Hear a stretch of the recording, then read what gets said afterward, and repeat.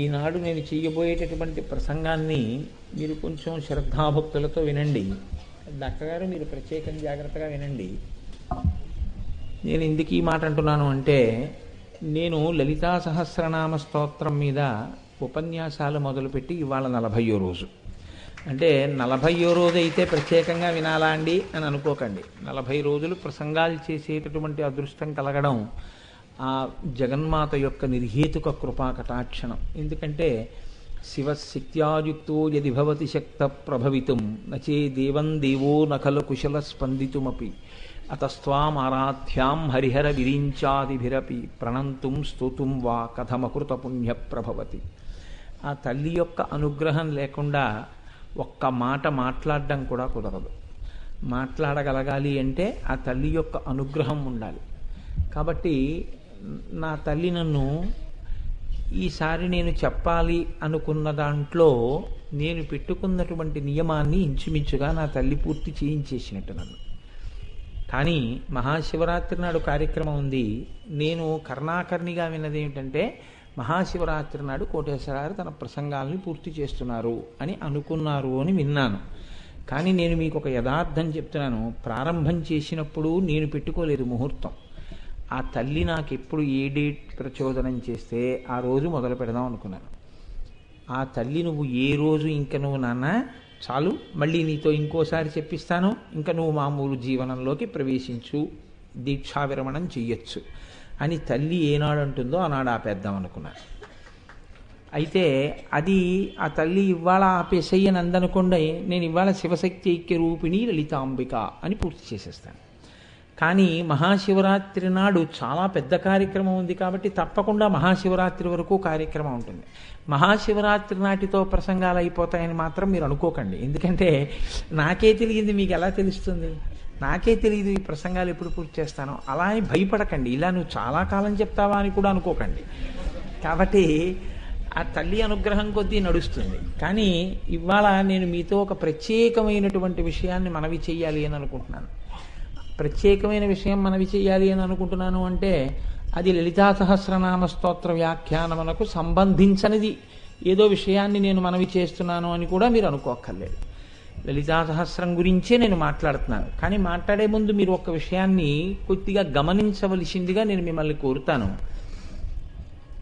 మీకు ఒక 4 కుమారులు ఉన్నారు.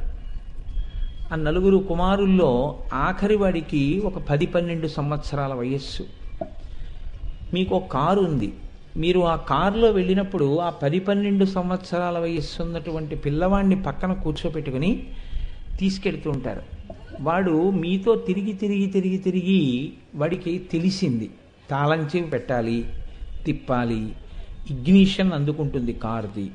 అందుకున్న తర్వాత అప్పుడు మనం ఏదో జాగ్రత్తగా హ్యాండ్ బ్రేక్ రిలీజ్ చేసి కారు మోషన్లోకి రావడానికి సిద్ధమైన తర్వాత గేర్ వేసి క్లచ్ విడిచిపెడుతూ యాక్సిలేటర్ నొక్కితే కారు కదులుతుంది అని వాడు తెలుసుకున్నాడు. అంటే రోజు పక్కన కూర్చుని చూస్తున్నాడు కాబట్టి వాడికి అర్థమైంది. తాతగారండి కారు నడపడం పెద్ద విశేషం ఏముందండి, నేను చూస్తున్నాను, ఇదే కదా కారు నడపడం, నేను నడుపుతాను తాతగారండి అన్నాడు. ఇస్తారా మీరు కారు? మీరు ఇవ్వరు.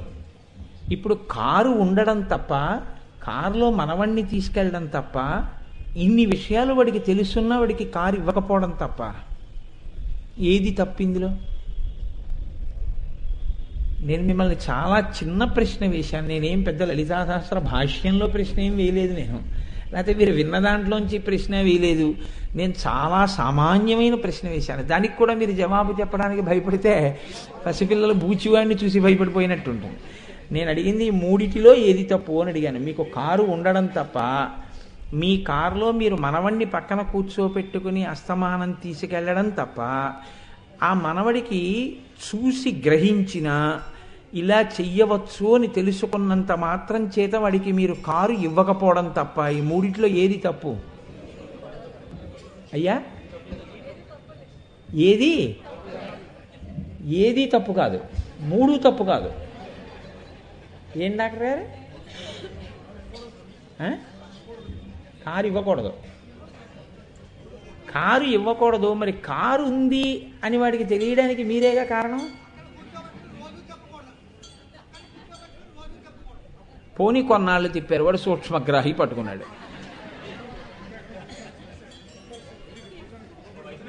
కాబట్టి మూడు తప్పు కాదు. కారు ఉండడము తప్పు కాదు, కారులో మనవణ్ణి కూర్చోపెట్టుకోవడము తప్పు కాదు, కారు ఇవ్వను అని తాతగారు అనడము తప్పు కాదు.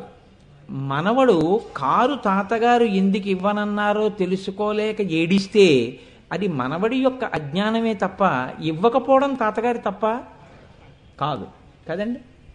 అక్కడ వరకు మీరు అంగీకరించారా? అంగీకరించారు. బాగా గుర్తుపెట్టుకోండి, నేను ఉత్తినాడగానే ఎందుకు అంగీకరించారో తర్వాత చెప్తాను. అందరూ వరి పంట వేసుకుంటున్నారు పొలంలో. ఇది తూర్పుగోదావరి జిల్లా. ఇక్కడ పొలాలు దున్ని వరి పంట వేసుకుంటున్నారు. నేను ఏదో పని మీద కాశ్మీర్ వెళ్ళి అక్కడ యాపిల్ చెట్లు చూశాను.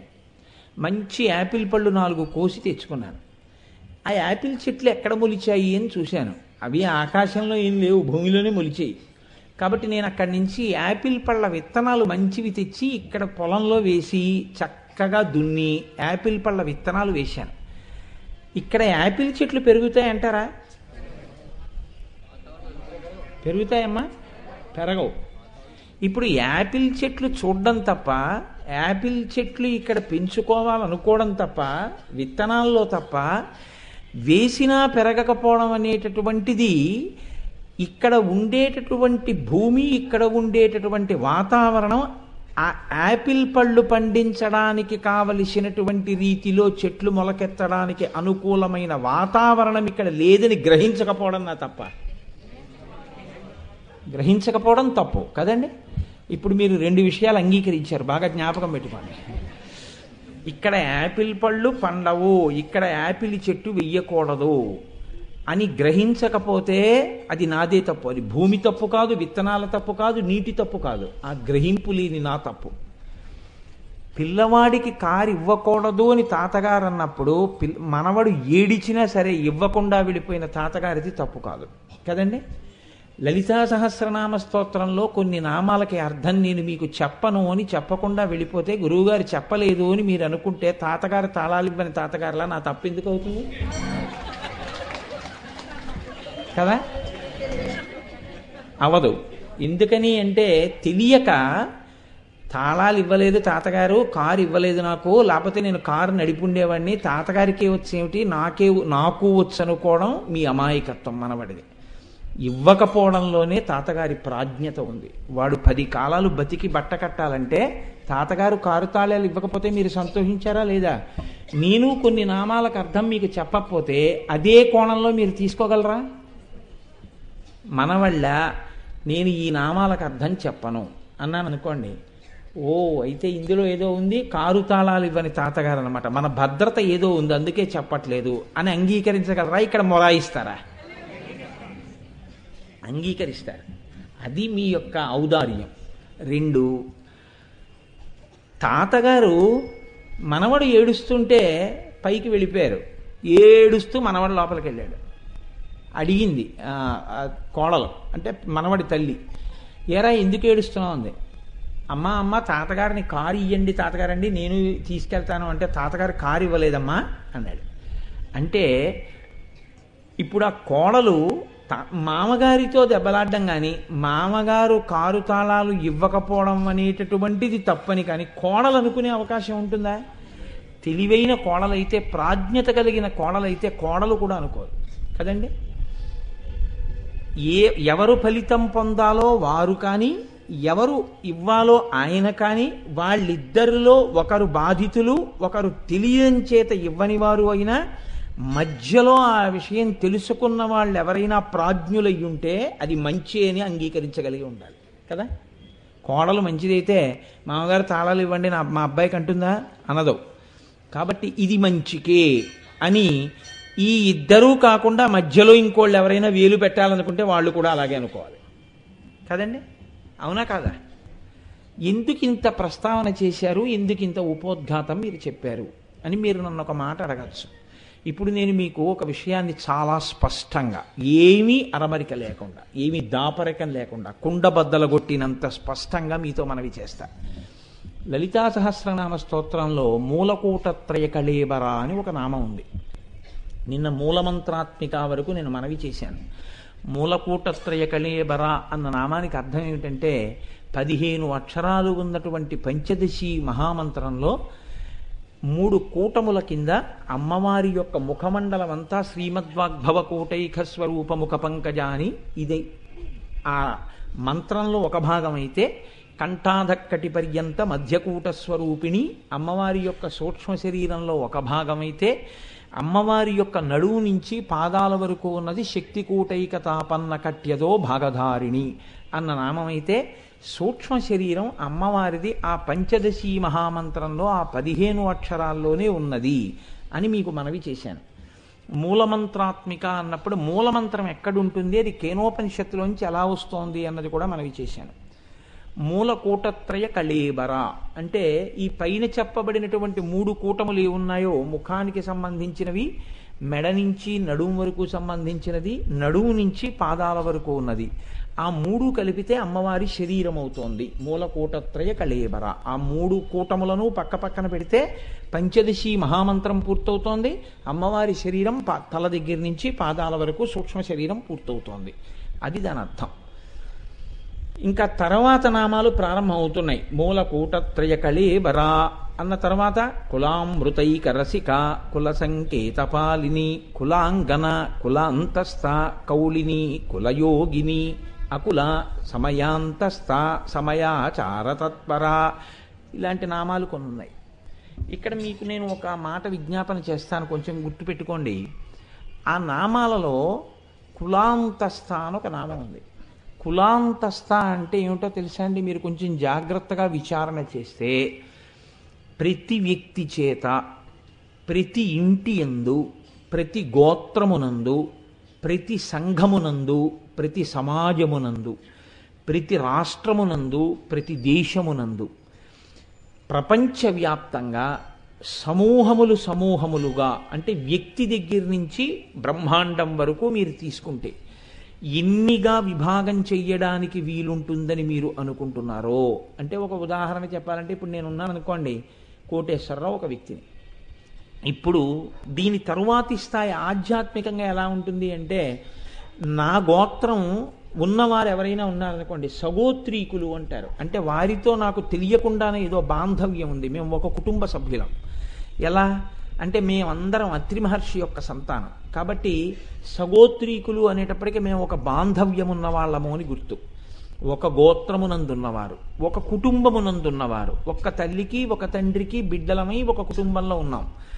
నా బిడ్డలైన వారు, నా అన్నదమ్ములు, నా అక్క చెల్లెళ్ళు, అలాగే నన్ను నమ్మినటువంటి వాళ్ళు, అలాగే ఒక సత్సంగ సభ్యులు, ఒక ప్రవచనానికి వచ్చినటువంటి వాళ్ళు, అలాగే ఒక దేవాలయానికి చెందినటువంటి భక్త మండలి, ఒక ఊళ్ళో ఉన్నవాళ్ళు, ఒక పల్లెలో ఉన్నవాళ్ళు, ఒక జిల్లాలో ఉన్నవాళ్ళు, ఒక రాష్ట్రంలో ఉన్నవాళ్ళు, ఒక దేశంలో ఉన్నవాళ్ళు, ఒక వ్యక్తి నుంచి బ్రహ్మాండం వరకు ఇలా అందరూ కూడా కులాంతస్థ అంటే వీరందరి చేత అమ్మవారు పూజింపబడుతున్నది.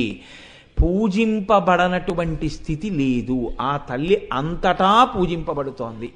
వ్యక్తి నుంచి బ్రహ్మాండం వరకు ఆవిడికి నమస్కారం చెయ్యని వాడు లోకంలో లేడు.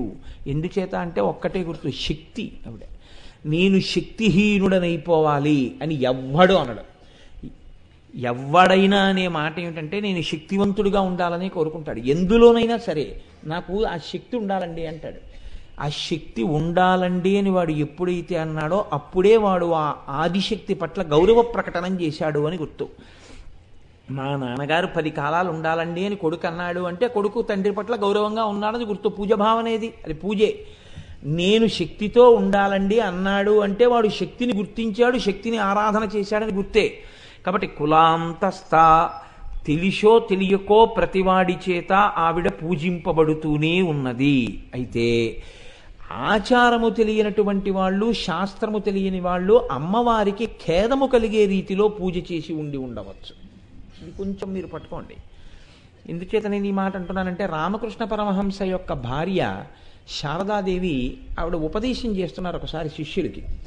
చేస్తుంటే కాళ్ళు 2 నేల మీద పెట్టుకుని ఒక కుర్చీలో కూర్చున్నారు. వచ్చి పక్కన కూర్చున్న శిష్యులకి కుడి చెవిలో ఉపదేశం చేస్తున్నారు. ఉపదేశం అయిపోయిన తర్వాత శిష్యులు వచ్చి ఆవిడ కాళ్ళకి నమస్కారం చేసి వెళ్ళిపోతున్నారు. ఒక శిష్యుడికి ఉపదేశం చేసిన తర్వాత ఆవిడ తిరిగి ఎవరితోనో మాట్లాడుతున్నారు. ఆ వ్యక్తి కాళ్ళకి నమస్కారం పెడుతున్నాడు అని ఆవిడ అనుకున్నారు. అతను ఏం చేశాడంటే తన బలిష్టమైనటువంటి తలతో ఆవిడ బొటనవేలి యొక్క గోరు బద్దలైపోయేటట్టుగా కొట్టాడు. కొట్టే ఆవిడ వేలు బద్దలైపోయి రక్తం చిమ్మి పోటు వచ్చింది. పోటు వస్తే ఆవిడ అడిగారు, ఎందుకు అలా కొట్టావు అని అడిగారు. అడిగితే, మీరు చాలామందికి ఉపదేశం చేస్తుంటారు కదా, నేను బాగా గుర్తుండడానికి అలా నమస్కారం చేశాను. ఇప్పుడు మీరు ఒకటి చూడండి, అతనికి గురువుగారి దృష్టిలో ఉండిపోవాలన్న కోరిక వరకు మంచిదే, కాదని మీరు అనలేరు. గురువుగారి దృష్టిలో నేను ఉండాలి, గురువుగారు నన్ను గుర్తుపట్టాలి, గురువుగారికి నేను గుర్తుండిపోయే శిష్యుడిని అవ్వాలి, మంచిదే, ఆ మాట ఉండాలి. ఏ శిష్యుడైనా గురువుగారి దృష్టిలో గుర్తుండిపోవడం అంటే ఎప్పుడు గుర్తుండిపోతాడు? ఆ శిష్యుడు గురువు యొక్క ఆజ్ఞకి అనుగుణంగా ప్రవర్తించినప్పుడు. ఏ గురువుగారి శిష్యుడండి అని గురువుగారికే శోభ తెచ్చినప్పుడు, గురువుగారు సంతోషించేటట్టుగా ప్రవర్తించినప్పుడు ఆ కోరిక మంచిది. కోరిక మంచిది, ఆచరణ తప్పు. అతను శారదాదేవి యొక్క గోరు బద్దలైపోయేటట్టుగా తలతో కొట్టి నమస్కారం చేయడం తప్పు. అలా ప్రవర్తించకూడదు. ఆ తల్లి ఓర్చుకున్నారంతే, ఊరుకున్నారు. ఇప్పుడు శారదాదేవికి ధూర్త శిష్యుడై ఆవిడ్ని బాధ పెట్టాడా లేదా? బాధ పెట్టడంలో అతను లోపల భావం మంచిది, కానీ ఆ భావాన్ని వ్యక్తీకరించేటప్పుడు ఇలా చెయ్యకూడదనేటటువంటి జ్ఞానము లేకపోవడం అతని యొక్క దోషం అయిపోయింది. అలాగే అమ్మవారి ఉపాసన చేసేటటువంటి వారిలో కూడా కొంతమంది ఏం చేస్తుంటారంటే అమ్మవారు బాధపడే రీతిలో అమ్మవారిని పూజ చేస్తుంటారు. అది నేను సభాముఖంగా ఏమి పెద్ద వివరణ చెప్పను. ఎందుచేత అంటే అలా చెయ్యాలన్న కోరిక ఉండకూడదు, అలా చెయ్యకూడదు, అలా స్మరణ కూడా చెయ్యవద్దు అని చెప్పింది శాస్త్రం, నిషేధించింది. వామాచారం అని పిలుస్తారు. ఒక్క మాట మాత్రం అంటే మీరు దాన్ని పట్టుకోగలుగుతారు, ఎందుకు వదిలిపెట్టేస్తున్నాను. కళ్ళు నైవేద్యం పెట్టి ప్రసాదంగా పుచ్చుకొని పూజ చేసేటటువంటి వాళ్ళు కూడా ఉంటారు లోకంలో. అది వామాచారం, దానికి అమ్మవారు సంతోషంగా స్వీకరించదు. ఇదిగో గోరు బద్దలు కొట్టిన శిష్యుల్లా ఉంటుంది. ఆవిడ కులాంతస్థ అందరితో పూజింపబడుతోంది, అందరితోనూ పూజింపబడుతున్న ఇటువంటి వాళ్ళు కూడా ఉంటారు. అది అమ్మవారికి ఆమోదయోగ్యము కాదు, ఆవిడ సంతోషానికి కారణం కాదు. ఆవిడ సమయాచార తత్పర. ఆ తల్లి సమయాచారమునకు ప్రీతి చెందుతుంది. సమయాచారం అంటే ఏమిటి? ఇప్పుడు మనం రేపు కోటి కుంకుమార్చన చేస్తున్నాం, అటువంటి దానికి ఆవిడ ప్రసన్నురాలైపోతుంది, ఎంతో సంతోషిస్తుంది. ఇది బిడ్డలు ఉండవలసిన రీతి అంటుంది. ఆవిడ నామం చెప్తూ ఆవిడికి కుంకం వేశారనుకోండి, ఆవిడ పొంగిపోతుంది. ఆవిడ నామం చెప్పి ఆవిడకి ఇంత పులిహార, ఇంత మధుర పదార్థం నైవేద్యం పెట్టి మీరు ప్రసాదం నోట్లో వేసుకున్నారనుకోండి, పొంగిపోతుంది. మీరు ఆవిడకి ఒక మంచి తాంబూలం అక్కడ పెట్టారనుకోండి, ఆవిడ పరవశించిపోతుంది. మీరు ఆవిడికి చక్కగా కుంకం ఇలా పాదాల మీద వేస్తుంటే ఆవిడ పొంగిపోతుంది. తప్ప మీరు ఇతర రకములైనటువంటి అమ్మవారికి ఖేదము కలిగేటటువంటి పదార్థములను తీసుకొచ్చి వాడకూడదు పూజల్లో. మీరు కొన్ని క్షేత్రాలకు వెళ్ళినప్పుడు కొన్ని దేవాలయాల్లో ఇలాంటివి చూస్తుంటారు. మనం ఉత్తర భారతదేశం వెళ్ళినప్పుడు ఒక దేవాలయంలో చూసాం మనం ఇలాంటిది. ఇది అందరితో కూడి ఉన్న సభ కాబట్టి నేను ప్రత్యేకంగా ప్రస్తావన చెయ్యట్లేదు ఆ విషయం. కాబట్టి అమ్మవారికి అటువంటి పూజ ఆమోదయోగ్యము కానీ ఆవిడ దానికి ప్రీతి చెందడం కానీ ఉండదు. కాబట్టి మనం ఎటువంటి పూజ చెయ్యవలసి ఉంటుంది. ఆవిడ మన అమ్మ, ఆ భావన చేత చక్కగా ఆవిడ్ని పూజ చేస్తే ఆవిడ ఎంతో సంతోషపడిపోతుంది. అయితే పెద్ద ఇబ్బంది అంతా ఎక్కడొస్తుందంటే అమ్మవారిని చేరుకునేటటువంటి మార్గములు కొన్ని ఉన్నాయి. ఇందులో ఒక ప్రత్యేకమైనటువంటి యోగం ఒకటి ఉన్నది. ఆ యోగం పేరు నువ్వు ఉచ్చారణ కూడా చెయ్యడంలో చాలా జాగ్రత్తగా ఉండి ఉచ్చరించు అని చెప్పారు చంద్రశేఖర పరమాచార్య. నా సొంత మాట ఇందులో నేనేమీ చెప్పట్లేదు, పరమాచార్యుల వారు చెప్పిన మాటలు మీకు చెప్తున్నాను. ఎన్నడూ చక్రముల జోలికి వెళ్ళవద్దు, ఎన్నడూ కుండలిని యోగమన్న మాట ప్రస్తావన చెయ్యవద్దు. ఎందుకు చెయ్యవద్దు అని చెప్తారో తెలుసా అండి?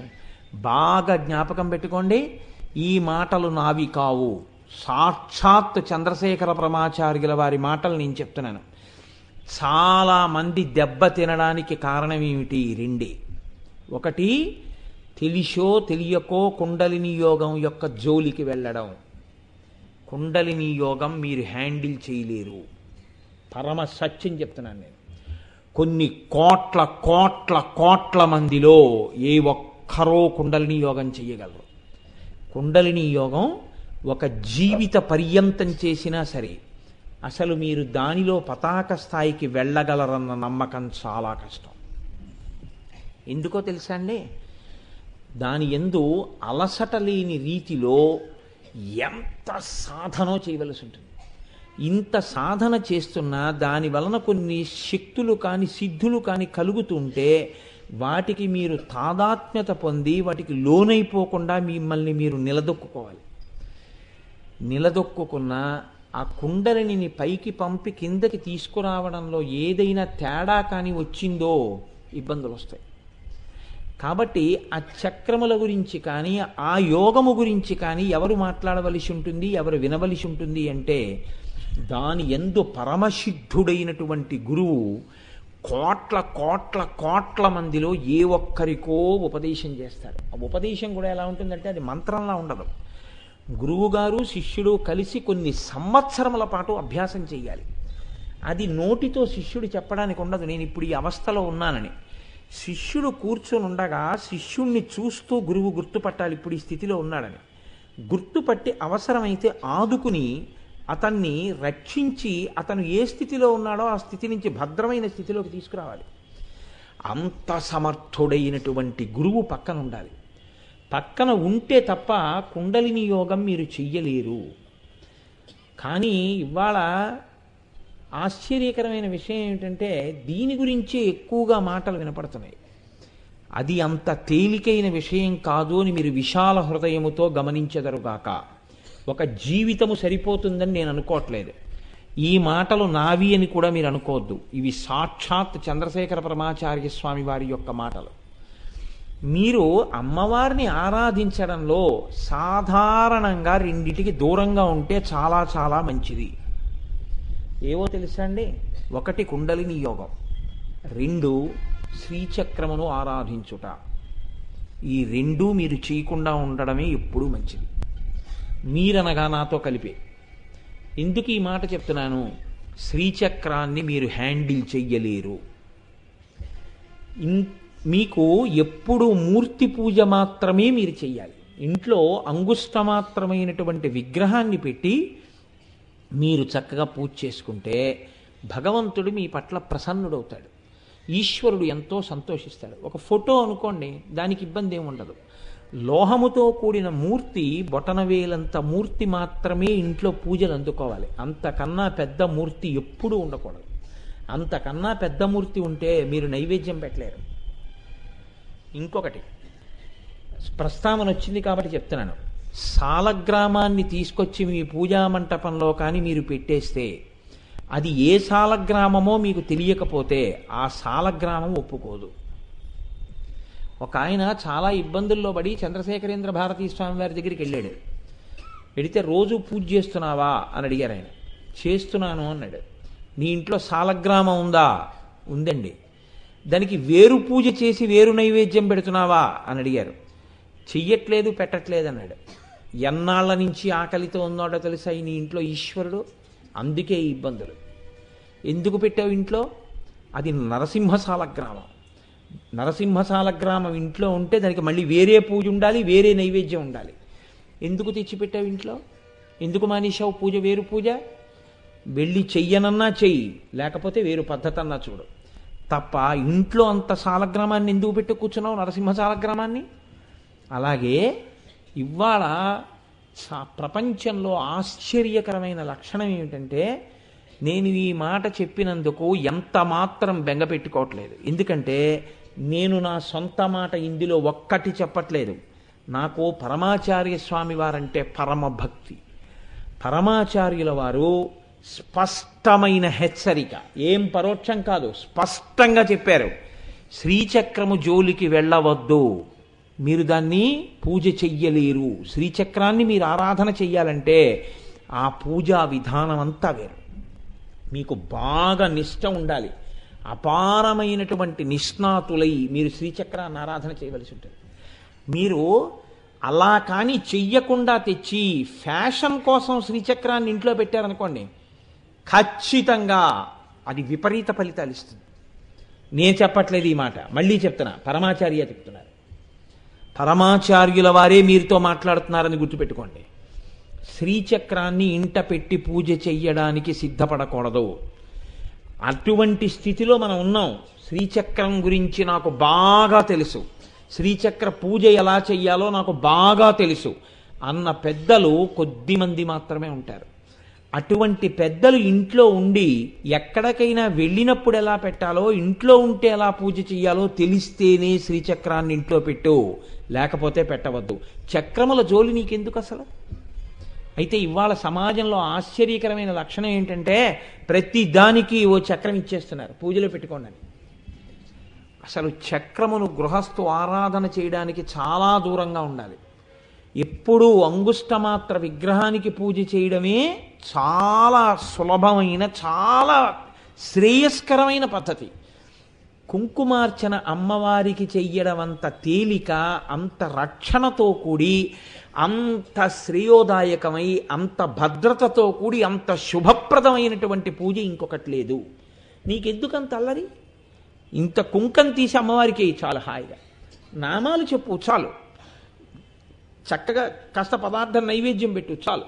ఇప్పుడు రేపు మనం కుంకుమార్చన చేస్తాం, అట్లాంటి పూజ చేయండి, ఏమీ ఇబ్బంది ఉండదు.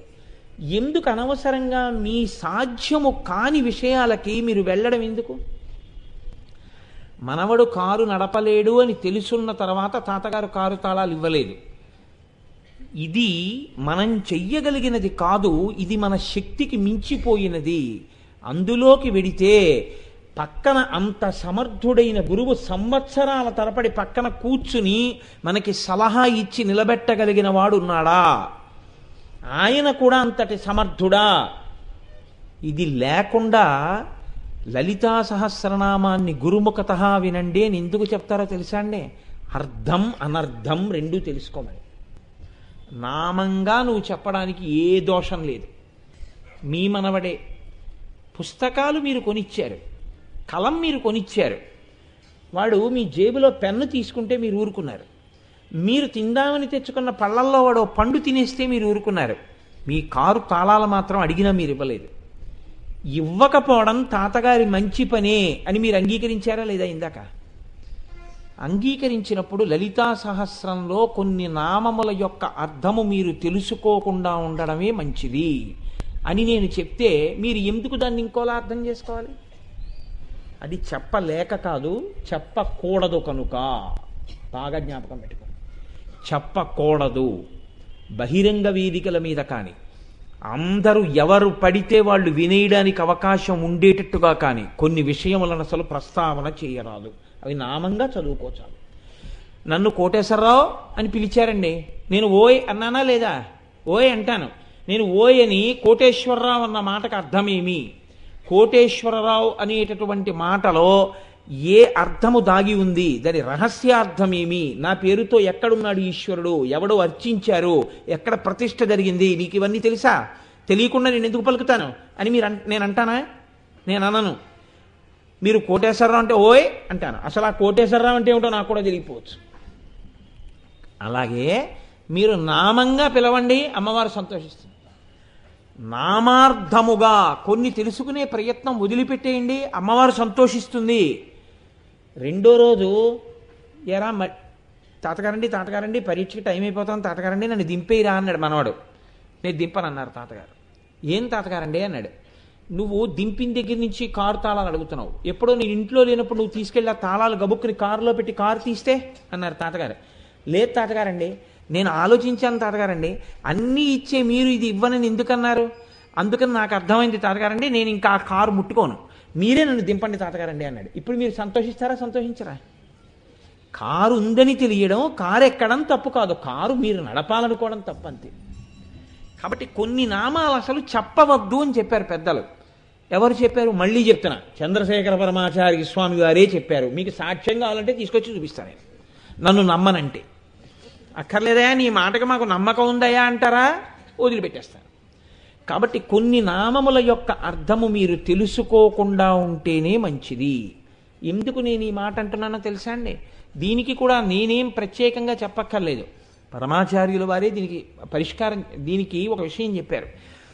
ఇందులో ఏ ఉన్నాయో అవి ఎవ్వరికీ కనపడేవి కావు. ఎవ్వరికీ కనపడవు. ఎవరికి కనపడతాయి? ఒక్క యోగికే కనపడతాయి. ఎవరు ఆ యోగమునందు సాధన చేశాడో, ఏమి తొట్టుపాటు పడకుండా నిలబడగలిగాడో ఆయన ఒక్కడికే తెలుస్తుంది. ఇప్పుడు అందులో నిలబడము, అందులో తట్టుకోవడము చాలా కష్టం అని తెలిసి దాన్ని తెలుసుకోవాలని నువ్వు ఎందుకు వెంపర్లాడతావు? దాన్ని నువ్వేమి సాధన చేయలేవు, అమలు చేయలేవు. పైగా ఒక ఇబ్బంది ఉంటుంది. ఒక సభలో మీరు చెప్పారనుకోండి, చెప్పిన తర్వాత అందులో ఎవరో ఒక వెర్రైన బయలుదేరి ఇది నేను చేసేయగలను అనుకుని ఏదైనా ప్రయత్నం చేశాడనుకోండి, చేస్తే ఇబ్బంది వచ్చిందనుకోండి, ఎవరు రక్షిస్తారు ఆయన్ని? నువ్వు రక్షించగలవా? నువ్వు వెళ్ళి కూర్చుంటావా ఆయన పక్కన? కూర్చుంటే సరిపోతుందా? సంవత్సరాల తరబడి కూర్చోవాలి ఆయన పక్కన. ఇది సాధ్యం కానప్పుడు అర్థం అనర్థం ఇది చెప్పడం వల్ల ఇబ్బంది కలిగే అవకాశం ఉంది తప్ప, ఇది చెప్పడం వల్ల నోటితో చెప్పేస్తే చెయ్యడం ఒక్కనాటికి సాధ్యము కాదు. కాబట్టి కుండలిని యోగము గురించి బహిరంగ వేదికలలో మాట్లాడవద్దు. పరమాచార్య అయితే అసలు ఏం చెప్పారో తెలుసా అండి? షట్చక్రముల పేర్లు ఉచ్చరించవద్దని చెప్పారు. నువ్వు ఆ చక్రాల పేర్లు మాట్లాడకెప్పుడు. పుస్తకాలు ప్రింట్ వేయించి నీకు ఉన్న శక్తిని, నీకు ఉన్న జ్ఞానాన్ని నీకు తెలుసు కాబట్టి ఆ చక్రాల గురించి నువ్వు తెలుసుకున్నవి పుస్తకాలు రాసి పంచిపెట్టవద్దని చెప్పారు. ఇవన్నీ మీకు కావాలంటే నేను సాక్ష్యాలతో పుస్తకాలు పరమాచార్య ప్రసంగాలు తీసుకొచ్చి చూపిస్తాను. పరమాచార్య మాట నాకు శిరోధార్యం, ఆయనంటే నాకు అంత గౌరవం. కాబట్టే నేను ఆయా నామములు ఏవి ఉన్నాయో ఆ నామములను వదిలిపెట్టేస్తాను. నేను ఆ నామములను స్పృశించను. ఇప్పుడు చెప్పండి, నేను ఆ నామములను విడిచిపెట్టేస్తే నేను దోషము చేసిన వాణ్ణా, నేను మర్యాద పాటించిన వాణ్ణా? వదిలిపెట్టడమే మర్యాద పాటించడం. ఒకవేళ మీరందరూ కలిసి నువ్వు మర్యాద తప్పిన వాడివే అన్నా నేను చెప్పను. ఎందుకు చెప్పనో తెలుసా అండి? ఒక్కటే కారణం, చెప్పలేక కాదని మీరు గుర్తుపెట్టుకోండి. చెప్పగలిగే చెప్పను. ఎందుకు చెప్పను? పరమాచార్య చెప్పవద్దన్నారు, నేను చెప్పను. శిష్యుడికి ఉండవలసిన లక్షణం ఏమిటంటే గురి అంతే. నా గురువు చెయ్యమన్నారు, చేసేయి. నా గురువు చెయ్యొద్దన్నారు, చేయకు.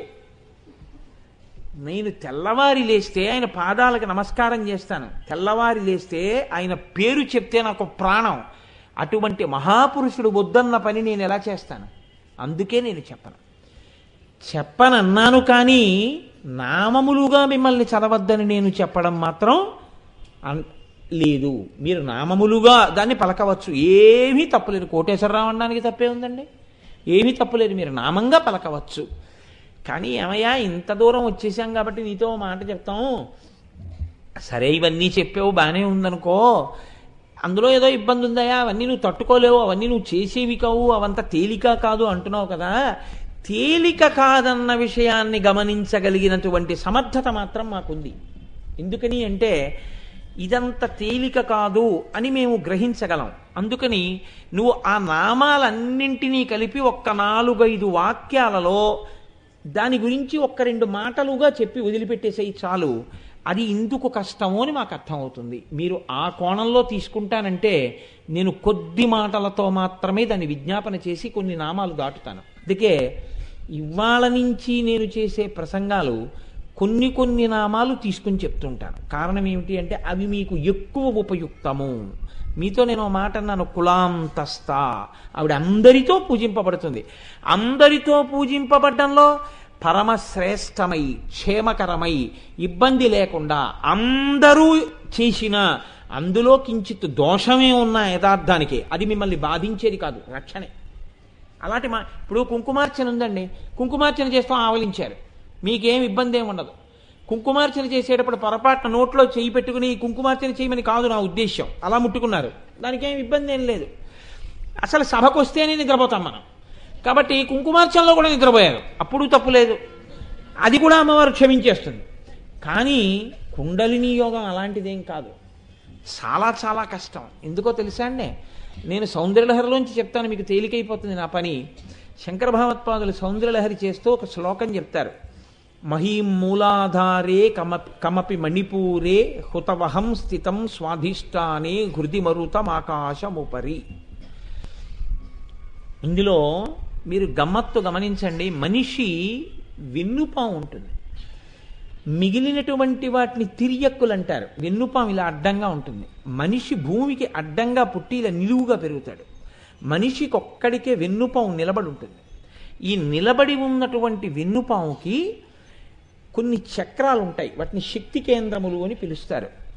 ఈ చక్రములు 6 చక్రములు ఉంటాయి. అది వెన్నుపాము యొక్క కింది కొస ఎక్కడ ఉంటుందో ఆ కొస ఉన్నటువంటి గుదస్థానము దగ్గర ప్రారంభమవుతుంది, మూలాధారము అంటారు. అక్కడ కుండలినీ శక్తి రూపంలో అమ్మవారు పడుకుని ఉంటుంది. 3.5 చుట్లు చుట్టుకుని తల నోట్లో పెట్టుకుని పడుకున్న పాములా పడుకుని ఉంటుంది అని.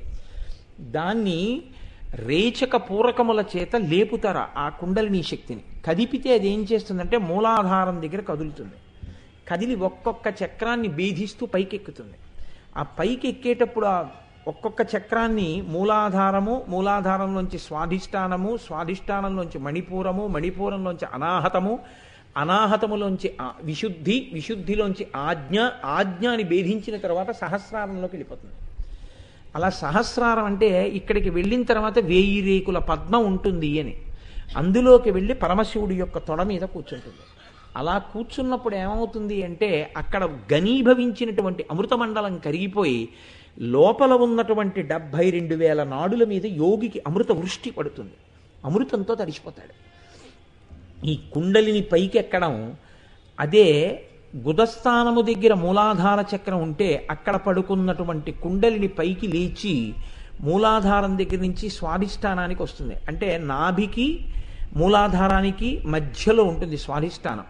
ఆ స్వాధిష్టానాన్ని కూడా దాటింది అనుకోండి, అక్కడికి వస్తుంది, ఆ మణిపూరక చక్రం దగ్గరికి వస్తుంది. నాభీస్థానం దగ్గర ఎర్రటి కాంతులతో మెరుస్తూ ఉంటుంది ఆ చక్రం అని. నాభీ చక్రాన్ని కూడా భేదించి పైకెక్కింది అనుకోండి, అనాహతానికి వస్తుంది. అనాహతం అంటే గుండెల దగ్గర ఉంటుంది.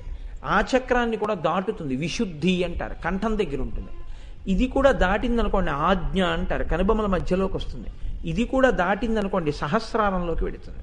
అప్పుడు సుధావృష్టి కురుస్తుంది, అంటే అమృతం కురుస్తుంది. 72,000 నాడులు తడిసిపోతాయి యోగికి. అది పరమోత్కృష్టమైన స్థితి కుండలిని యోగంలో. కానీ ఇందులో ఉండేటటువంటి గమ్మత్తు ఏమిటంటే ఒక్క చక్రం దగ్గర కుండలిని కదిలితే విశేషమైనటువంటి శక్తులు వస్తాయి. అసలు దాన్ని తట్టుకోవడమే కష్టం. వాటికి వశుడు కాకుండా ఉండాలి. లేచిన కుండలిని పడుకోబెట్టడం రావాలి, మళ్ళీ వెనక్కి తీయడం రావాలి. లేకపోతే అటు ఇటు కాకుండా ఎక్కడో ఉందంటే ఇబ్బంది వస్తుంది. అందుకని ఈ షట్చక్రములను కదపడం అంత తేలిక కాదు. మహీం మూలాధారే, మూలాధార చక్రం పృథివీతత్వంతో ఉంటుంది. అందుకే మూలాధార చక్రం దగ్గర కానీ కుండలిని కదిపాడు అని గుర్తు ఏమిటంటే ఆయన గోడలోంచి వెళ్ళిపోతాడు. పృథివీ ఆయన అడ్డదిహ. శంకరాచార్యుల వారు మండనమిశ్రుడు ఇంట్లో పైకప్పులోంచి కిందకు వచ్చారు. అందుకే ఆయన్ని అడ్డది ఇంకా యోగిని. మహీం మూలాధారే కమపి మణిపూరే. అసలు న్యాయంగా స్వాధిష్టానం చెప్పాలి శంకరాచార్యుల వారు. ఎందుకంటే మూలాధారానికి పైన స్వాధిష్టానం ఉంది. శంకరులు స్వాధిష్టానాన్ని వదిలేసి మణిపూరం చెప్పేశారు. ఎందుకు చెప్పారు అంటే అలాగా ఆయన పంచతత్వములను, పంచభూతములను దృష్టిలో పెట్టుకుని చెప్పారు. పృథివీ ఆపస్, పృథివీ తర్వాత నీరు చెప్పాలి. మణిపూరక చక్రం జలతత్వం కలిగిన చక్రం. అందుకని మధ్యలో ఉన్నటువంటి స్వాధిష్టానాన్ని వదిలి మణిపూరక చక్రం చెప్పారు. మహీం మూలాధారే కమపి మణిపూరే హుతవహం స్థితం స్వాధిష్టాని. అగ్నిహోత్రానికి సంబంధించినటువంటి చక్రం స్వాధిష్టాన చక్రం. హుతవహం స్థితం స్వాధిష్టాని హృది మరుత. అనాహత చక్రం దగ్గర వాయుతత్వం. ఆకాశముపరి, ఇక్కడికి వచ్చేటప్పటికి విశుద్ధి చక్రం దగ్గర ఆకాశతత్వం. మనోపి భ్రూమధ్యే, ఇక్కడ ఆజ్ఞాచక్రం దగ్గరికి వచ్చేటప్పటికి మనసు. మనోపి భ్రూమధ్యే సకలమపి భిత్వా కులపథం. కులపథం అంటే ఆ కుండలిని ప్రయాణించే మార్గం. ఈ 6 చక్రములను దాటి అది కాని సహస్రారంలోకి వెళ్ళి మహాకామేశ్వరుడి తొర మీద కూర్చుంటే సుధాసారాభివర్షిణి తటిల్లత సమరుచి షట్చక్రోపరి సంస్థిత. అప్పుడు ఆవిడ 6 చక్రములు దాటి ఇక్కడ కూర్చుంటుంది. మళ్ళీ అంత జాగ్రత్తగాను వెనక్కొచ్చి కింద మూలాధారంలో పడుకోవాలి. ఇది నోటి మాటలతో చెప్పినంత తేలిక సాధన అని మీకేమైనా అనిపిస్తోందా? అలా అనిపిస్తోందా మీకేమన్నా? అసలు ఆ 6 చక్రాలు ఎక్కడెక్కడున్నాయో ఆ చక్రాలు మీకు ఇంకో గొప్పతనం ఏమిటో తెలుసా అండి? అది మీకు కత్తితో కోసి ఆపరేట్ చేసినా చక్రం కనపడదు. అసలు ఆ చక్రములను యోగం చేత గుర్తిస్తారంతే. అందుకని అవి పైకి కనపడేవేం కావు. అసలు ఇక్కడ ఉందిరా నీకు ఆ చక్రం అని చెప్పడం కూడా కుదరదు. ఆ చక్రాలకి శుద్ధి అన్న మాట ఏమి ఉండదు. చక్రాలు ఎప్పుడూ శుద్ధిగానే ఉంటాయి. కాబట్టి అమ్మవారి యొక్క అర్చన యందు చాలా తేలిక మార్గం ఏది అంటే భక్తితో హాయిగా అమ్మ అండం, లలితా సహస్రం చదువుకోవడం, చక్కగా కుంకుమార్చన చేయడం, నైవేద్యం పెట్టడం, పువ్వులతో పూజ చేయడం, అమ్మవారికి చక్కగా నైవేద్యం పెట్టుకోవడం, ప్రసాదం తినడం, అమ్మవారికి ఆభరణాలు అక్కడ పెట్టడం, 4 గాజులు పెట్టడం, ఓ నల్లపూసల గొలుసు పెట్టడం, ఓ కర్పూర తాంబూలం పెట్టడం, మురిసిపోతుంది ఆవిడ. నీకు ఈ మార్గం ఉంది, ఆ మార్గం ఉంది. ఏ మార్గం తేలిక చెప్పండి నాకు. అసలు ఇదేమిటో మాకు సరిగ్గా అర్థం కాలేదండి అంటే, కుంకం పట్టుకుని ఇలా వేయగలవా శ్రీమాత్రే నమః అంటూ హాయిగా పరమప్రసన్నంగా నీకు కావలసినవన్నీ అమ్మవారు అనుగ్రహిస్తుంది. ఆవిడ ఇందులోనే నేను దొరుకుతానని చెప్పలేదు, ఇందులోనూ నేను నిన్ను అనుగ్రహిస్తానని చెప్తోంది. అందుకే నామపారాయణ ప్రీత. నీవు అవన్నీ నీకు అర్థమైనా కాకపోయినా ఆ నామం చెప్పే చాలు. మూలాధారైక నిలయా బ్రహ్మగ్రంథి విభేదిని అను చాలు. అదంతా నీకు అనవసరం. ఆ బ్రహ్మగ్రంథి ఎక్కడుంది, విష్ణుగ్రంథి ఎక్కడుంది, రుద్రగ్రంథి ఎక్కడుంది, ఇవన్నీ తెలుసుకునే ప్రయత్నం ఏం చేయక కుండలిని యోగం జోలికి వెళ్ళమని నేనేం చెప్పలేదు కదా నిన్ను. చక్కగా నామం చెప్పు, కుంకం వేయి చాలు, నిన్ను అనుగ్రహించేస్తాను, బ్రహ్మాండంగా అనుగ్రహిస్తాను. అందులో ఏమైనా చిన్న చితక తప్పులున్నా కూడా మిమ్మల్ని ఏం బాధించవు, రక్షణే చేస్తాయి. కాబట్టి ఇటువంటి స్థితి ఒకటి ఉన్నది. కాబట్టి పెద్దలు ఏం చెప్పారంటే, ఆ నామములకు విశేష వ్యాఖ్యానము చెప్పవద్దు. నువ్వు వర్ణించి చెప్పేయడం మొదలు పెట్టేస్తే అమాయకుడైన వాడికి ఏమనిపిస్తుందంటే, ఓహో ఏముందండి ఇదంతా చాలా తేలిక, కుండలిని కదిపేస్తాననుకుంటాడు వాడు. కాబట్టి కుండలిని యోగం అని సభల్లో చెప్పడం ఆప్చేయి. మనవడికి కారు ఎలా ఇవ్వవో అలా ఇవ్వకు. ఒక్కటి మాత్రం గుర్తు పెట్టుకుంటే చాలు, వాళ్ళు అది వాళ్ళకి చెప్పు చాలు అని చెప్పారు. ఏది చెప్పాలి అంటే, శ్రీ మహావిష్ణువు దేని మీద కూర్చుని ప్రయాణం చేస్తారు? గరుత్మంతుడి మీద కూర్చుని ప్రయాణం చేస్తారు. సుబ్రహ్మణ్యేశ్వర స్వామి వారు దేని మీద కూర్చుని ప్రయాణం చేస్తారు? నెమలి మీద కూర్చుని ప్రయాణం చేస్తారు. అలాగే మీకు సుబ్రహ్మణ్యుడు ఎలా అయితే దీని మీద పెడతాడో, నెమలి మీద పెడతాడో, ఏ విధంగా అయితే శ్రీ మహావిష్ణువు గరుత్మంతుడి మీద పెడతారో, అలాగే నకులి అని పేరు కలిగినటువంటి తల్లి నకులీశ్వరి అన్న పేరుతో ఎవరుంది? అమ్మవారే ఉంది. నకులీశ్వరి అంటే అర్థం ఏమిటి? నకులి అంటే ఏమిటి సంస్కృతంలో? ముంగిస. అమ్మవారే ముంగిస అన్నారు. ఇది మీరు కొంచెం జాగ్రత్తగా పట్టుకోండి. గరుత్మంతుడు దేన్ని వేధిస్తాడు, దేన్ని బాధ పెడతాడు? పావుల్ని తింటాడు, పావుల్ని వేధిస్తాడు. నెమలి దేన్ని వేధిస్తుంది, దేన్ని చంపుతుంది? ముంగిస దేన్ని వేటాడుతుంది, దేన్ని చంపుతుంది? పావుని. అసలు మీకు ఇంకో గమ్మత చెప్పనండి, పావు నుంచి వచ్చే సువాసన అంటే ముంగిసకి చాలా ఇష్టం. ఈ 3 కూడా పావుని చంపేవి కదండి. వీళ్ళ ముగ్గురితోటి అనుబంధం ఉన్నటువంటి పరమశివుడు ఏం పెట్టుకుంటాడు? పావుల్నే ఆభరణంగా పెట్టుకుంటాడు. ఈ పావుకి ఎందుకు వచ్చింది ఇంత శక్తి? ఇది నువ్వు తెలుసుకుంటే చాలయా, ఇవన్నీ నువ్వు తెలిసేసుకున్నట్టే.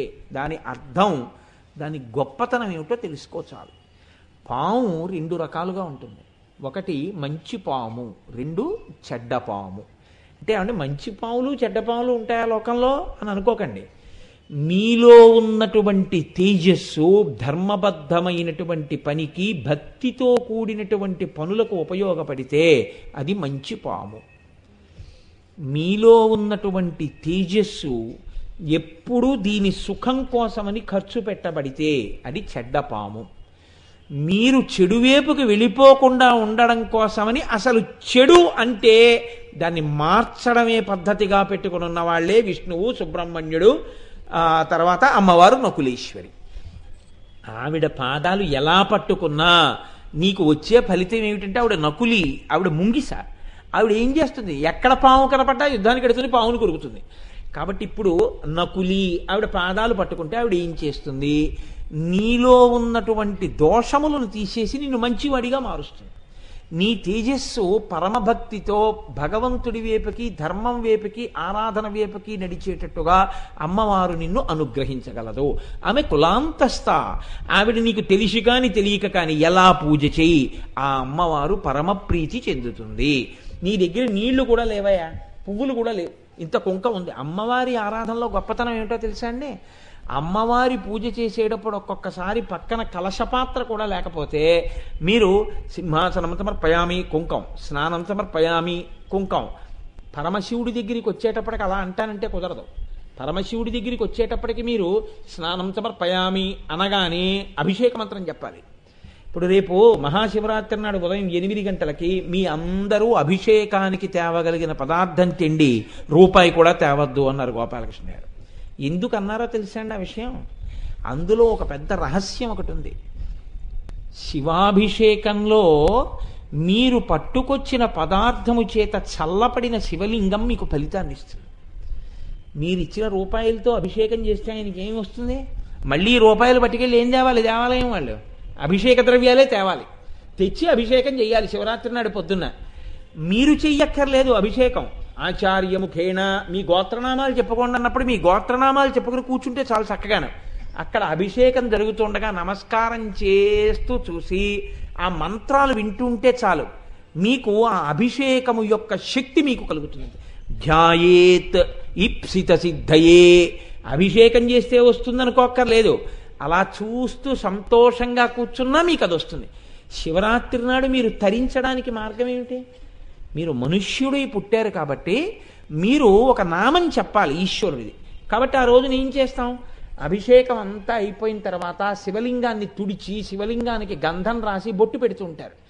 ఈ బొట్టు పెట్టే లోపల మనందరం కలిసి భజన చేస్తాం. సాంబ సదా శివ సాంబ సదా శివ సాంబ సదా శివ సాంబ శివ అని మీరంటారు, నేనేదో చెప్తుంటాను, మీరు అదే మొకటం అంటుంటారు. సా అంబ సదాశివ.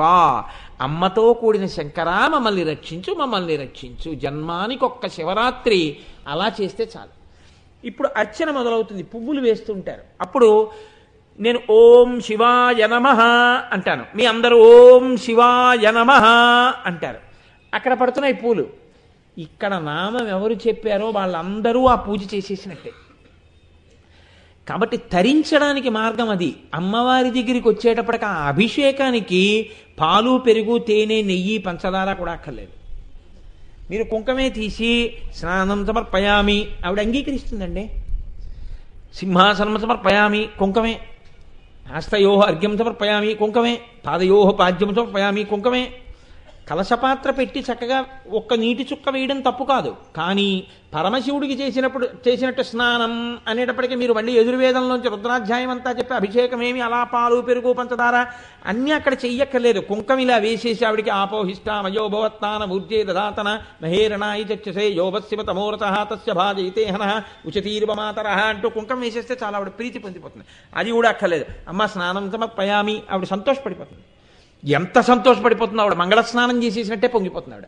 చేయించేసింది నన్ను అంటుందంతే. సువాసిని నన్ను చేయించిందా? స్నానం చేయించింది. నాకు స్నానం చేయించిన ఫలితం ఆవిడ ఖాతాలో వేసేస్తున్నానంటుందంతే. దేనికి? ఒక్క కుంకానికి. మీరు ఇలా పట్టుకుని ఇలా వేస్తుంటే చాలు, వేసేస్తుంటుంది ఆవిడ మీ ఖాతాలో ఫలితాన్ని. ఇలా అన్నారు, పొంగిపోతుంది. ఒక్క పువ్వు వేశారు, పొంగిపోతుంది. ఇంత పులిహార నైవేద్యం పెట్టారు, పొంగిపోతుంది. ఒక్క కర్పూర తాంబూలం అక్కడ పెట్టారు, అసలు అనంత ఫలితం.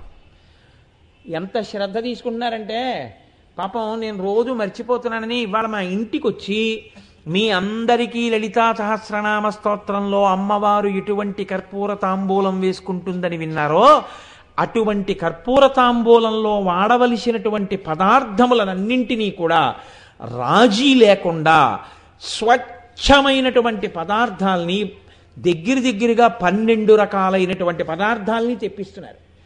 తెప్పించి అందులో వాడవలసినటువంటి జాజికాయ దగ్గర నుంచి అన్ని పదార్థాలు కూడా వేసి ఆ కర్పూర తాంబూలం సిద్ధం చేస్తున్నారు.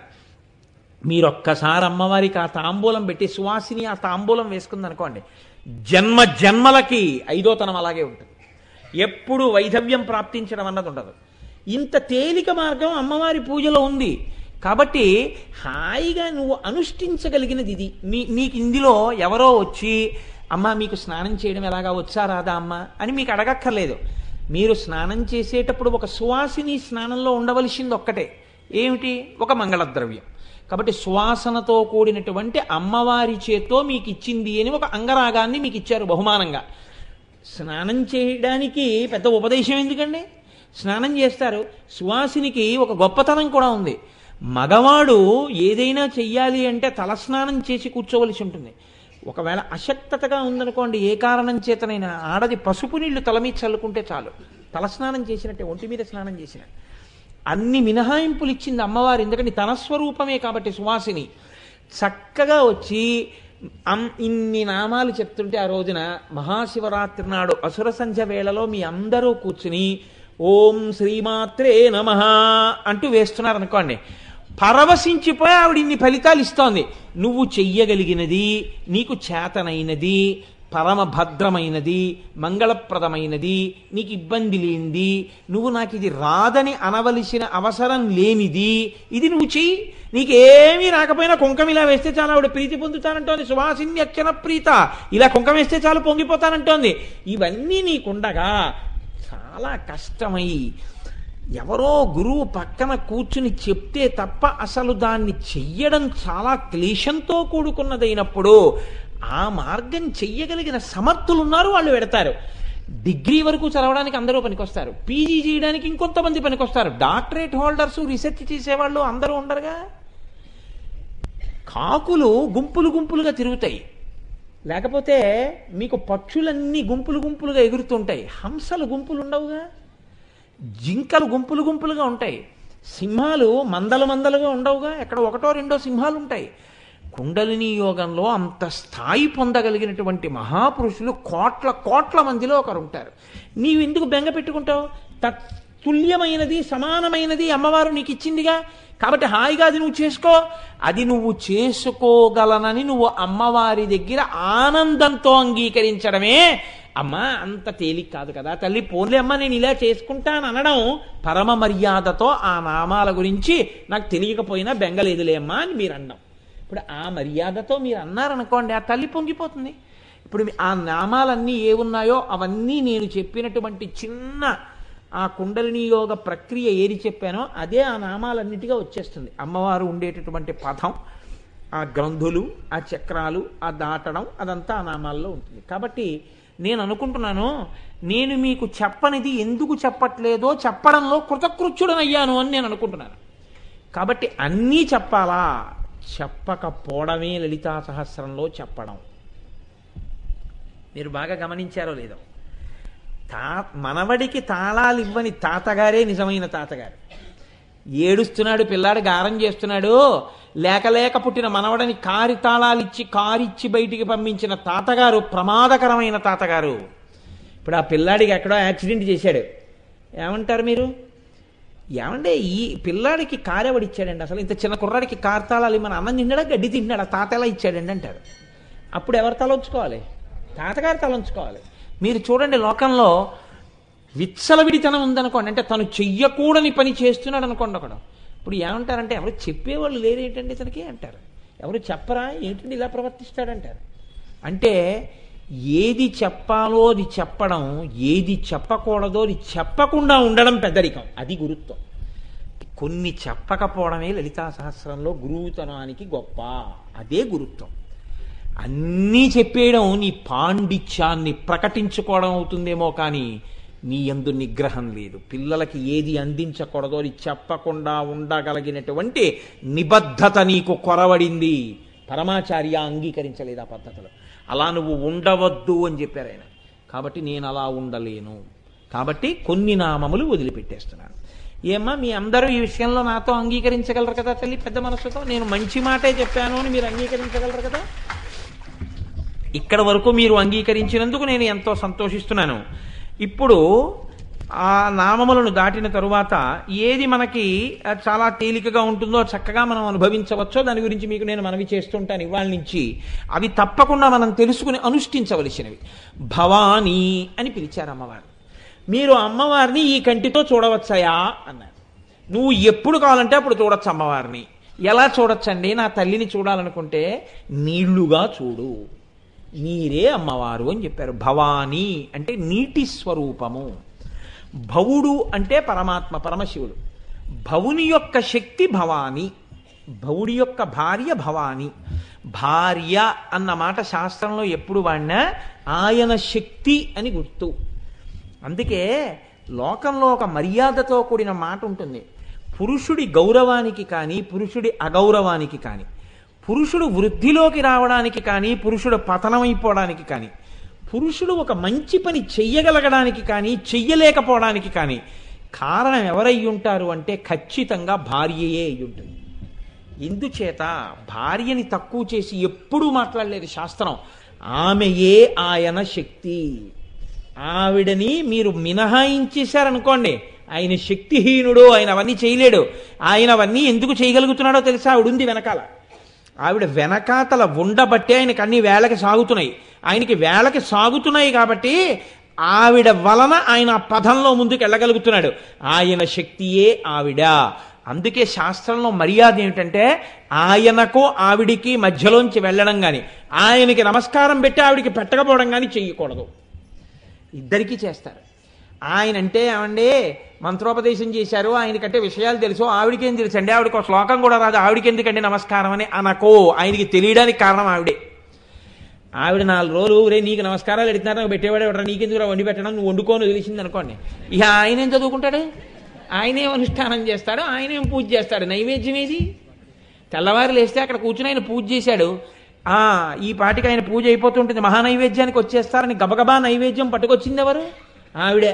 ఆవిడ నైవేద్యం పట్టుకొచ్చింది కాబట్టి ఈయన పూజ. ఆవిడ ఈయనకి చక్కగా పట్టుకొచ్చి వేళ పట్టున ఆయన ఏ పదార్థములను ఈ సమయంలో తినవలసి ఉంటుందో, ఎలా తినవలసి ఉంటుందో, ఎటువంటి శౌచంతో వంట చేయాలో అలా చేసి పెట్టింది కాబట్టి ఆయన చెప్పాడు. ఆయన ఆ పదంలో నిలబడగలిగాడు. లేకపోతే ఎక్కడ నిలబడతాడు? కిందకి జారిపోతాడు. కాబట్టి ఆయన శక్తియే ఆవిడ. శక్తి అన్న భార్య అన్న 2 పర్యాయ పదాలని మీరు గుర్తుపెట్టుకోండి. భార్య శక్తి, భవుని శక్తి భవాని. భవుని శక్తి భవానీ అయితే ఇప్పుడు నీటికి శక్తి ఏమిటండి? నీటికి శక్తి ఏముంటుంది? మీరు బాగా ఆలోచించండి. నీటి శక్తి ఏమిటి? మీరు ఆలోచిస్తే మీకు ఇక్కడ నిప్పు రవ్వలు రేగినట్టు లేగుతాయి. అవే మీకు అమ్మవారు దర్శనం అయిపోవడం. భావన చేత ఆవిడ దర్శనం ఇస్తూ ఉంటుంది. ఇప్పుడు మీరు ఆలోచించండి, భవ అన్న శబ్దానికి అర్థం ఏంటి అంటే సంజీవనం సమస్తస్య జగత సలిలాత్మిక భవ ఇత్యుచ్యతే మూర్తిర్భవస్య పరమాత్మనః. లోకములన్నింటినీ కూడా బతికి ఉండేటట్టుగా చేసేవాడెవరో ఆయన భవుడు. బతికి ఉండడానికి ఏది అవసరం అవుతుందో దాన్ని అందించేవాడు కాబట్టి భవుడు. అందించడం అంటే నీటి వలన మాత్రమే బతుకుతాడు మనిషి. నీరు లేదనుకోండి మనిషి లేడు. ఎందుకు లేడో తెలుసా అండి? ఆపో వాయుదగం బ్రహ్మం, నీరే పరబ్రహ్మం. మీరు చూడండి, అసలు భూమి మీద నీరు ఎందుకు వస్తోంది? వర్ష రూపంలో వస్తోంది. వర్షం ఎందుకు పడాలి? మేఘము వలన పడాలి. మేఘం ఎక్కడి నుంచి వస్తుంది? సూర్యభగవానుడు సముద్రంలో ఉన్న నీటిని లాగి ఆవిరి చేస్తే పడాలి. సూర్యభగవానుడు ఇక్కడెందుకు కురిపించాలి?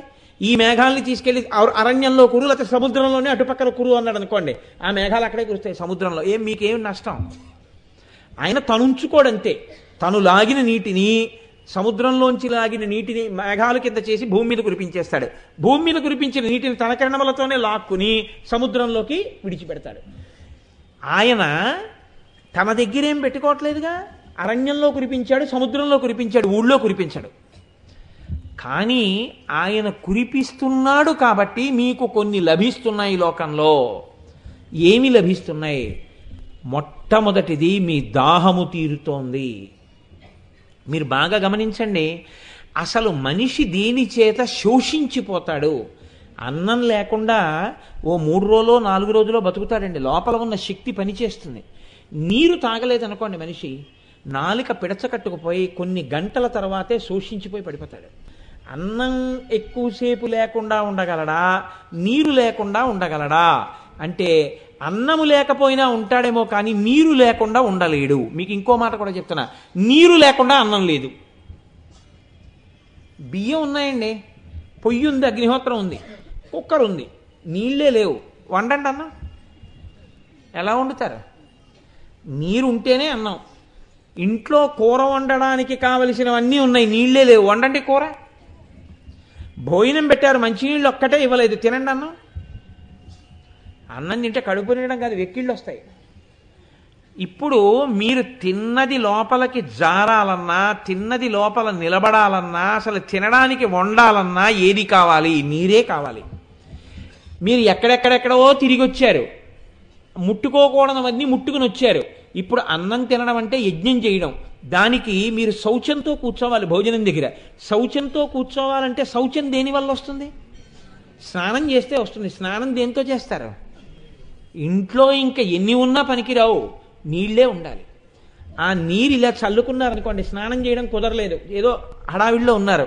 అపవిత్ర పవిత్రో వా సర్వావస్థాంగతోపి వా యస్మరేత్ పుండరీకాక్షం స్వబాహ్యాభ్యంతర శుచి పుండరీకాక్ష పుండరీకాక్ష పుండరీకాక్ష. ఏం చల్లుకుంటారు? ఇలాగా నీళ్లే చల్లుకోవాలి. కాబట్టి మీ అశౌచాన్ని, మీకున్న మైల ఎవరు తీయాలి? నీళ్లే తీయాలి. ఒక ఆయనకి ఏదో 11 రోజులు అశౌచం వచ్చింది. అశౌచం పోవడం అన్నది ఎప్పుడు జరిగింది? స్నానంతో పోయింది కదండి.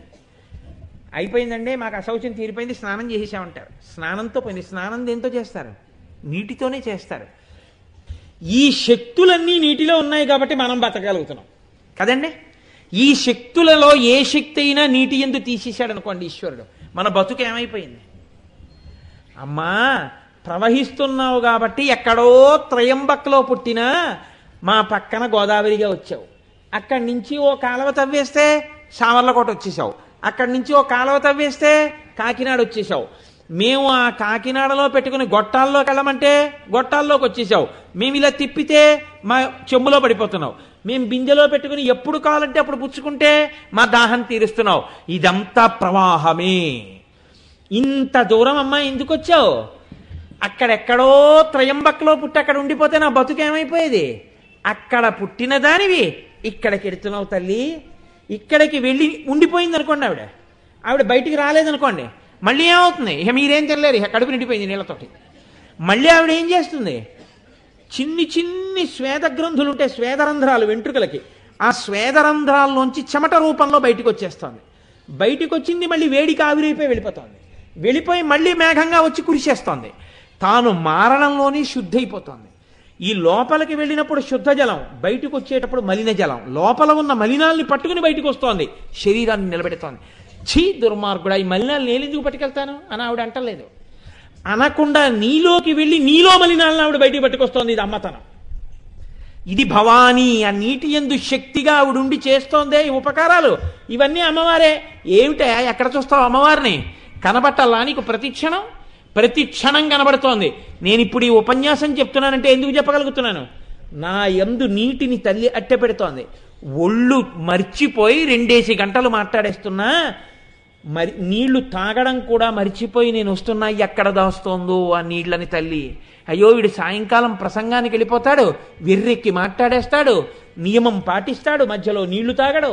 అందుకని వీడి యందు ఆ నీటిని నిలబెట్టి ఉంచుదో నాలుక ఎండిపోకుండానని ఎంతసేపు మాట్లాడితే అంతసేపు తడుంచుతోంది నా తల్లి. ఆ తడి నాలుకకి లేకపోతే ఆరిపోతే అదేం పలుకుతుంది? ఆ పలికించడంలో, నాలుకకు తడి ఉంచడంలో నా తల్లి ఉంది. నా వాక్కులలో నా తల్లి ఉంది. నా కంటి తడిలో నా తల్లి ఉంది. నాకు పట్టిన చెమటలో నా తల్లి ఉంది. నా ఇంటి బింగిలో నా తల్లి ఉంది. నేను తాగిన నీటిలో నా తల్లి ఉంది. నాలో మలినములను పైకి తీయడంలో ఆవిడ మాతృత్వం ఉంది. ఇటువంటి తల్లి భవానీ. ఎక్కడ చూస్తావురా అమ్మని? ఆవిడ కదురా తల్లి. ఆవిడ ఏమడిగింది నిన్ను? నానా, నేను ఇలా ఉపకారం చేస్తుండే ఉంటాను రా, నేను అమ్మని కదా. నువ్వేం చేస్తావో తెలుసా? ఏమీ చెప్పక్కర్లేదు. శ్రీమాత్రే నమః అమ్మా అని ఇలా కుంకమే నేను పొంగిపోతాను. సువాసినియే చెయ్యాలని ఆవిడ ఎందుకంటుంది? శక్తి. నీవు గుర్తించి నీ శక్తి స్వరూపంతో చేయించడమే నీ భార్యతో చేయించడం సువాసిని. కాబట్టి ఆవిడ పొంగిపోయి లోకమునందు ఈ శక్తి నిలబెడుతుంది. ఎక్కడ చూసినా నీళ్లు దొరుకుతాయి. అది అతి కాకూడదు. అతి అయిపోయింది అనుకోండి, నీరు ఎక్కువైపోయింది అనుకోండి, అతివృష్టి. అతివృష్టి కాకూడదు, అనావృష్టి కాకూడదు. సమానంగా ఉండేటట్టుగా ఆవిడ వచ్చి నిలబడుతుంది. నిలబడి మిమ్మల్ని కాపాడుతుంది. ఈ కాపాడగలిగినటువంటి శక్తి ఏది ఉందో అదే అమ్మవారు. మీరు బాగా గుర్తుపెట్టుకోండి. ఆవిడ లోపలికెళ్ళి నీటిగా పైకి రాకుండా నీరుగా ఆవిడ శరీరావయవముల యందు చేరి నిలబడిపోయింది అనుకోండి, ఉండిపోతే ప్రమాదకరమైన లక్షణం వైద్యశాస్త్రంలో. ఎంత ఇబ్బంది పడిపోతారో తెలుసా అండి. నీరు దిగిపోయిందంటారు, కాళ్ళు వాచిపోతాయి, పాదాల మీద ఇలా వేలుతో నొక్కితే సొట్టలు పడతాయి నీరు దిగడం వల్ల. డాక్టర్ గారి దగ్గరికి వెడితే లాసిక్స్ ట్యాబ్లెట్ ఇస్తారు. ఏమ్మా తప్పు చెప్పానా కామేశ్వరమ్మ గారు? లాసిక్సే అనుకుంటాను. ఓ ట్యాబ్లెట్ ఇస్తారు. ఇస్తే అది లోపలికి వెళ్ళి తోడేస్తుంది నీటిని. మీకు లోపల ఉండిపోయిన నీటిని తోడేస్తుంటే నీరసపడిపోతారంతే, శోషించిపోతారు. లోపల శరీరావయవముల యందు నీరు కాని నిలబడిందా ప్రమాదమే. ఊపిరితిత్తులకి నీరు పట్టిందండి అన్నారు అనుకోండి, ప్రమాదమే. గుండె నీరు పట్టిందండి అన్నారు అనుకోండి, న్యూమోనియాయే. కాదు కాదు కడుపు నీరు పట్టి పొంగిపోయింది అన్నారు అనుకోండి, జలోదరమే. లోపలికి వెళ్ళిన నీరు అవసరానికి ఎంత ఉండాలో అంత మాత్రమే ఉంచి, నువ్వు గడగడగడగడగడగడగడ తాగేసి వెళ్ళిపోయినా కావలసినంత ఉంచి, అక్కర్లేని దాన్ని బయటికి తోసేసి నిన్ను ఆరోగ్యంగా ఉంచుతున్న తల్లియే భవాని. ఆ తల్లి ఉంది కాబట్టే నీలో నువ్వు తాగేసిన నీళ్లు ఎక్కువైపోతే బయటికి వదిలేస్తోంది, ఉంచవలసిన నీరు ఉంచేస్తోంది. ప్రవాహ శక్తి కదా అని నీ లోపలికి వెళ్ళిన నీరు ఉండవలసినంత ఉండకుండా కిందకి జారిపోయే లక్షణాన్ని అమ్మవారు పెట్టింది అనుకోండి. నేను ఉండను అని వెళ్ళిపోయింది అనుకోండి, ప్రవాహం కాబట్టి. కన్నాలు లేవా? శరీరమునకు కన్నాలు ఉన్నాయి. కన్నం ఎక్కడుందో అక్కడి నుంచి నీరు వెళ్ళిపోతుంది. మీరు చూడండి, మీరు గదికి తూమని ఉంటుంది, ఆ తూములోకి మీరు ఎన్ని నీళ్లు పోయింటే తూములోంచి బయటకు వెళ్ళిపోతాయి అంతే. ఈ శరీరానికి 9 కన్నాలు ఉన్నాయి. 2 కళ్ళు, 2 ముక్కు కన్నాలు, 2 చెవి కన్నాలు 6, నోరు 7, మలద్వారం 8, మూత్రద్వారము 9, 9 రంధ్రాలు ఉన్నాయి. ఈ 9 రంధ్రాలలోంచి, అధోముఖమైనటువంటి రంధ్రాలలోంచి తాగిన నీరు తాగినట్టు బయటికి వెళ్ళిపోయింది అనుకోండి. తాగిన నీరు తాగినట్టు బయటికి వెళ్ళిపోతే మనిషికి మనుగడ లేదు. డీహైడ్రేషన్ అంటారు, నీరు వెళ్ళిపోతుంది. Dehydration is a dangerous symptom which is to be arrested fourth with. ఆలస్యం లేకుండా ఆఫ్ చేయాలి డీహైడ్రేషన్ని. మీరు ఆఫ్ చేయకపోతే ప్రమాదంలోకి వెళ్ళిపోతారు, చర్మం పాలిపోతుంది అంతే. అలా వెళ్ళిపోకుండా కావలసిన నీరుంచి మిగిలిన నీరు ఎప్పుడు పడితే అప్పుడు బయటికి వెళ్ళడానికి వీల్లేదు, దానికి ఒక శౌచం ఉంటుంది. అలా మీరు మళ్ళీ విడిచిపెట్టడానికి యోగ్యమైనంత సమయం వరకు ఒక తిత్తిలో పట్టి లోపల అట్టె పెడుతోంది అమ్మవారు. అది మిగిలినటువంటి శరీర భాగాలతో కలిసిపోకుండా, లోపల పదార్థాలతో కలిసిపోకుండా అలా ఆఫ్ చేసి అట్టె పెడుతోంది. ఈ శక్తి పట్ల మీరు అమర్యాదతో ప్రవర్తించారనుకోండి, ఆవిడ వేసే మొదటి శిక్ష ఏమిటో తెలుసా అండి? డయాబెటీస్.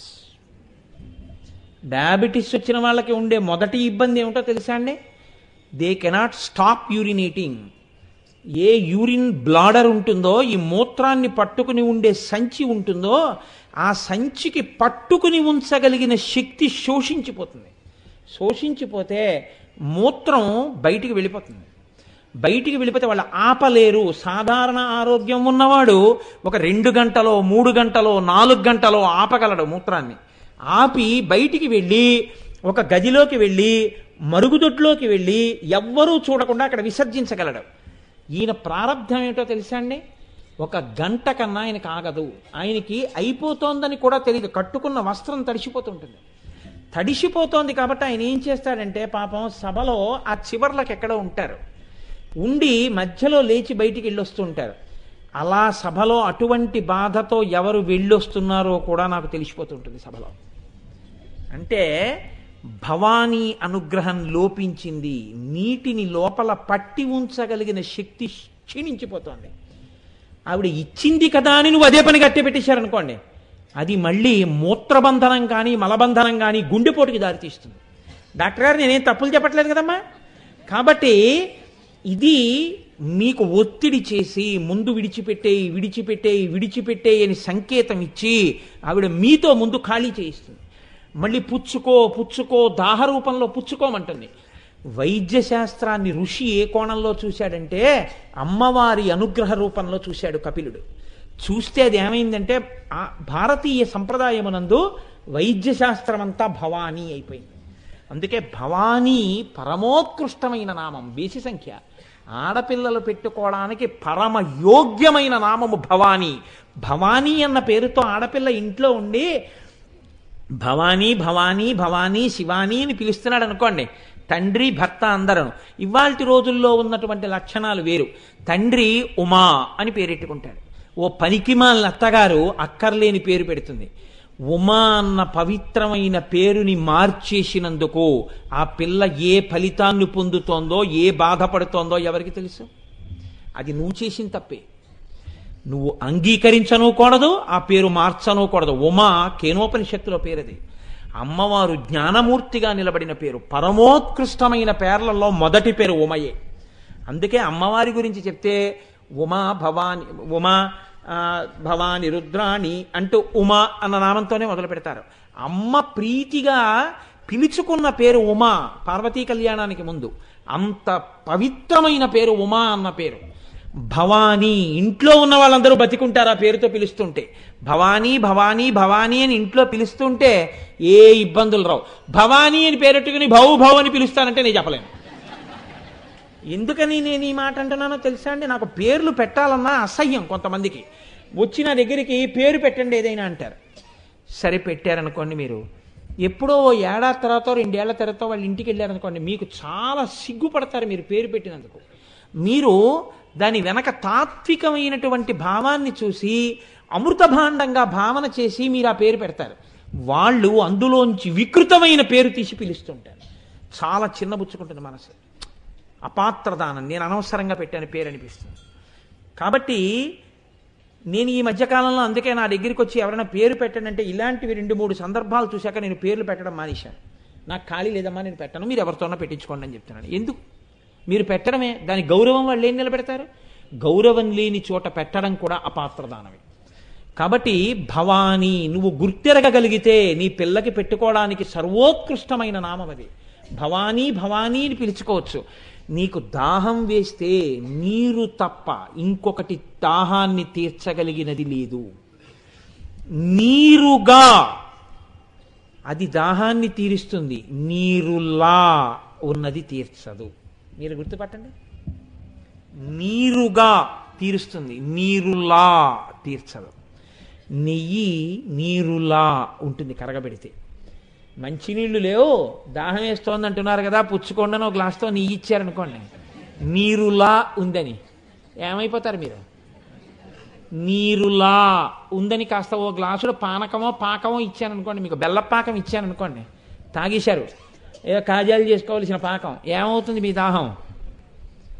అయితే మనం చేసే జాడ్యం అంతా అదే. దాహం వేసిన వాడు పుచ్చుకోవలసింది దాహోపశాంతితో శరీరాన్ని రక్షించేదాన్ని ఇవ్వాలి. అది అమ్మవారి ప్రజ్ఞ. ది ప్రాసెస్ ఆఫ్ రేడియేషన్ అంటారు. బయట వేడి ఎక్కువగా ఉంటే అమ్మవారు ఏం చేస్తుందంటే లోపల తట్టుకోవడం కోసమని ఎక్కువ నీరు అడుగుతుంది. నాన్న నీళ్లు పోయి ఇందులో నీళ్లు పోయి అంటారు. అందుకే కారులో కూడా రేడియేటర్ అంటారు. ఇంజన్ వేడెక్కిపోతే ఏం చేస్తారంటే కాసిన రోడ్డు మీద ఆపి కాసిన చన్నీళ్ళు అందులో పోస్తారు. పోస్తే ఇంజన్ వేడిని అది తగ్గిస్తుంది. బయట వేడి చాలా ఎక్కువగా ఉంది, అందుకు లోపల నీళ్లు పోయమంటుంది అమ్మవారు. నువ్విప్పుడు ఏది పొయ్యాలి అంటే శోషించిపోకుండా ఉండడానికి నీళ్లు పొయ్యాలి. లేకపోతే ఇంకా మంచిదేది మజ్జిగ పొయ్యాలి. అసలు ఒక గడుసు కవి అన్నాడు, పరమశివుడు నీలకంఠుడు ఎందుకు అయ్యాడో తెలుసా? కైలాసంలో మజ్జిగ లేక అన్నాడు. అదేమిటయా అని అడిగారు. అవునయా, మజ్జిగే ఉంటే అసలు ఇక్కడ మచ్చబడి ఉండేది కాదు, ఆ పాటి వేడి కూడా ఆయనకి చేసి ఉండేది కాదు, సమయానికి మజ్జిగ లేకపోయింది పార్వతీదేవి దగ్గర అన్నాడు. అంటే మజ్జిగ అంత చలవ చేస్తుంది. అందుకే పూర్వం వేసవి కాలంలో మీరు ఎవరైనా పెద్దల ఇంటికి వెడితే కొంచెం చల్లపుచ్చుకుంటారా అండి అనేవారు. దాని పేరే చలవ చేస్తుంది. మీరు కాస్త మజ్జిగ పుచ్చుకుంటారా అనేవారు. వాళ్ళు కూడా కొంచెం మజ్జిగ ఇవ్వండి అనేవారు, కాస్త మజ్జిగ తాగేవారు. అసలు వేడికి వికారం పుట్టుంటే దాని మీద కాఫీ, దాని మీద టీ, లేకపోతే పరమ శీతల పానీయమై చాలా తీయగా ఉండి ఒక 6 నెలల తర్వాతో 7 నెలల తర్వాతో మీరు తాగినా సరే దాని డెప్ప తీసి తాగుతున్నప్పుడు మీకు పొగలొచ్చి అదే తీపితో ఉన్నట్టుగా భ్రాంతిలో ముంచడానికి, కుళ్ళు కంపు రాకుండా ఇన్ని నెలలు నిలవుండడానికి కావలసినంత రసాయనం అందులో కలుస్తోంది. ఇప్పుడు మీరు ఇంత నీటిని వాడవలసిన శరీరం దగ్గరికి తీసుకెళ్ళి ఇంత కెమికల్తో ఉన్నదాన్ని పోషించారనుకోండి, ఉడికిపోతుంది లోపల. మీరు అమ్మవారు యజ్ఞగుండంలో తల్లి కూర్చొని మిమ్మల్ని రక్షిస్తుంటే ఆవిడ ముఖం మీద బూది పోసినట్టు కూల్ డ్రింక్ తాగడం. కూల్ డ్రింక్ తాగడం ఇక్కడ సంప్రదాయం కాదు. ఈ దేశంలో కూల్ డ్రింకులు లేవు. ఈ దేశానికి ఉన్నది మజ్జిగ ఒక్కటే. ప్రపంచపటానికి దారి చూపించిన దేశం ఇవాళ కూల్ డ్రింకులు తాగి నశించిపోయింది. ఇంకా అధ్వాన్నం ఏంటంటే ఇవాళ పిల్లలకి మనం నేర్పుతున్న నాగరికత ఏమిటి? నాకు తెలిసి మా చిన్నతనం వరకు చద్దన్నమే. స్కూల్కి వెళ్ళిపోతున్నామంటే చక్కగా అమ్మ పెట్టిన చద్దన్నం అమృత భాండం అయింది. అమ్మ పెట్టిన తరవాణి అన్నం, అమ్మ పెట్టిన చద్దన్నం 2 గంటలు మాట్లాడినా మాట్లాడగలిగిన కంఠాన్ని ఇచ్చింది.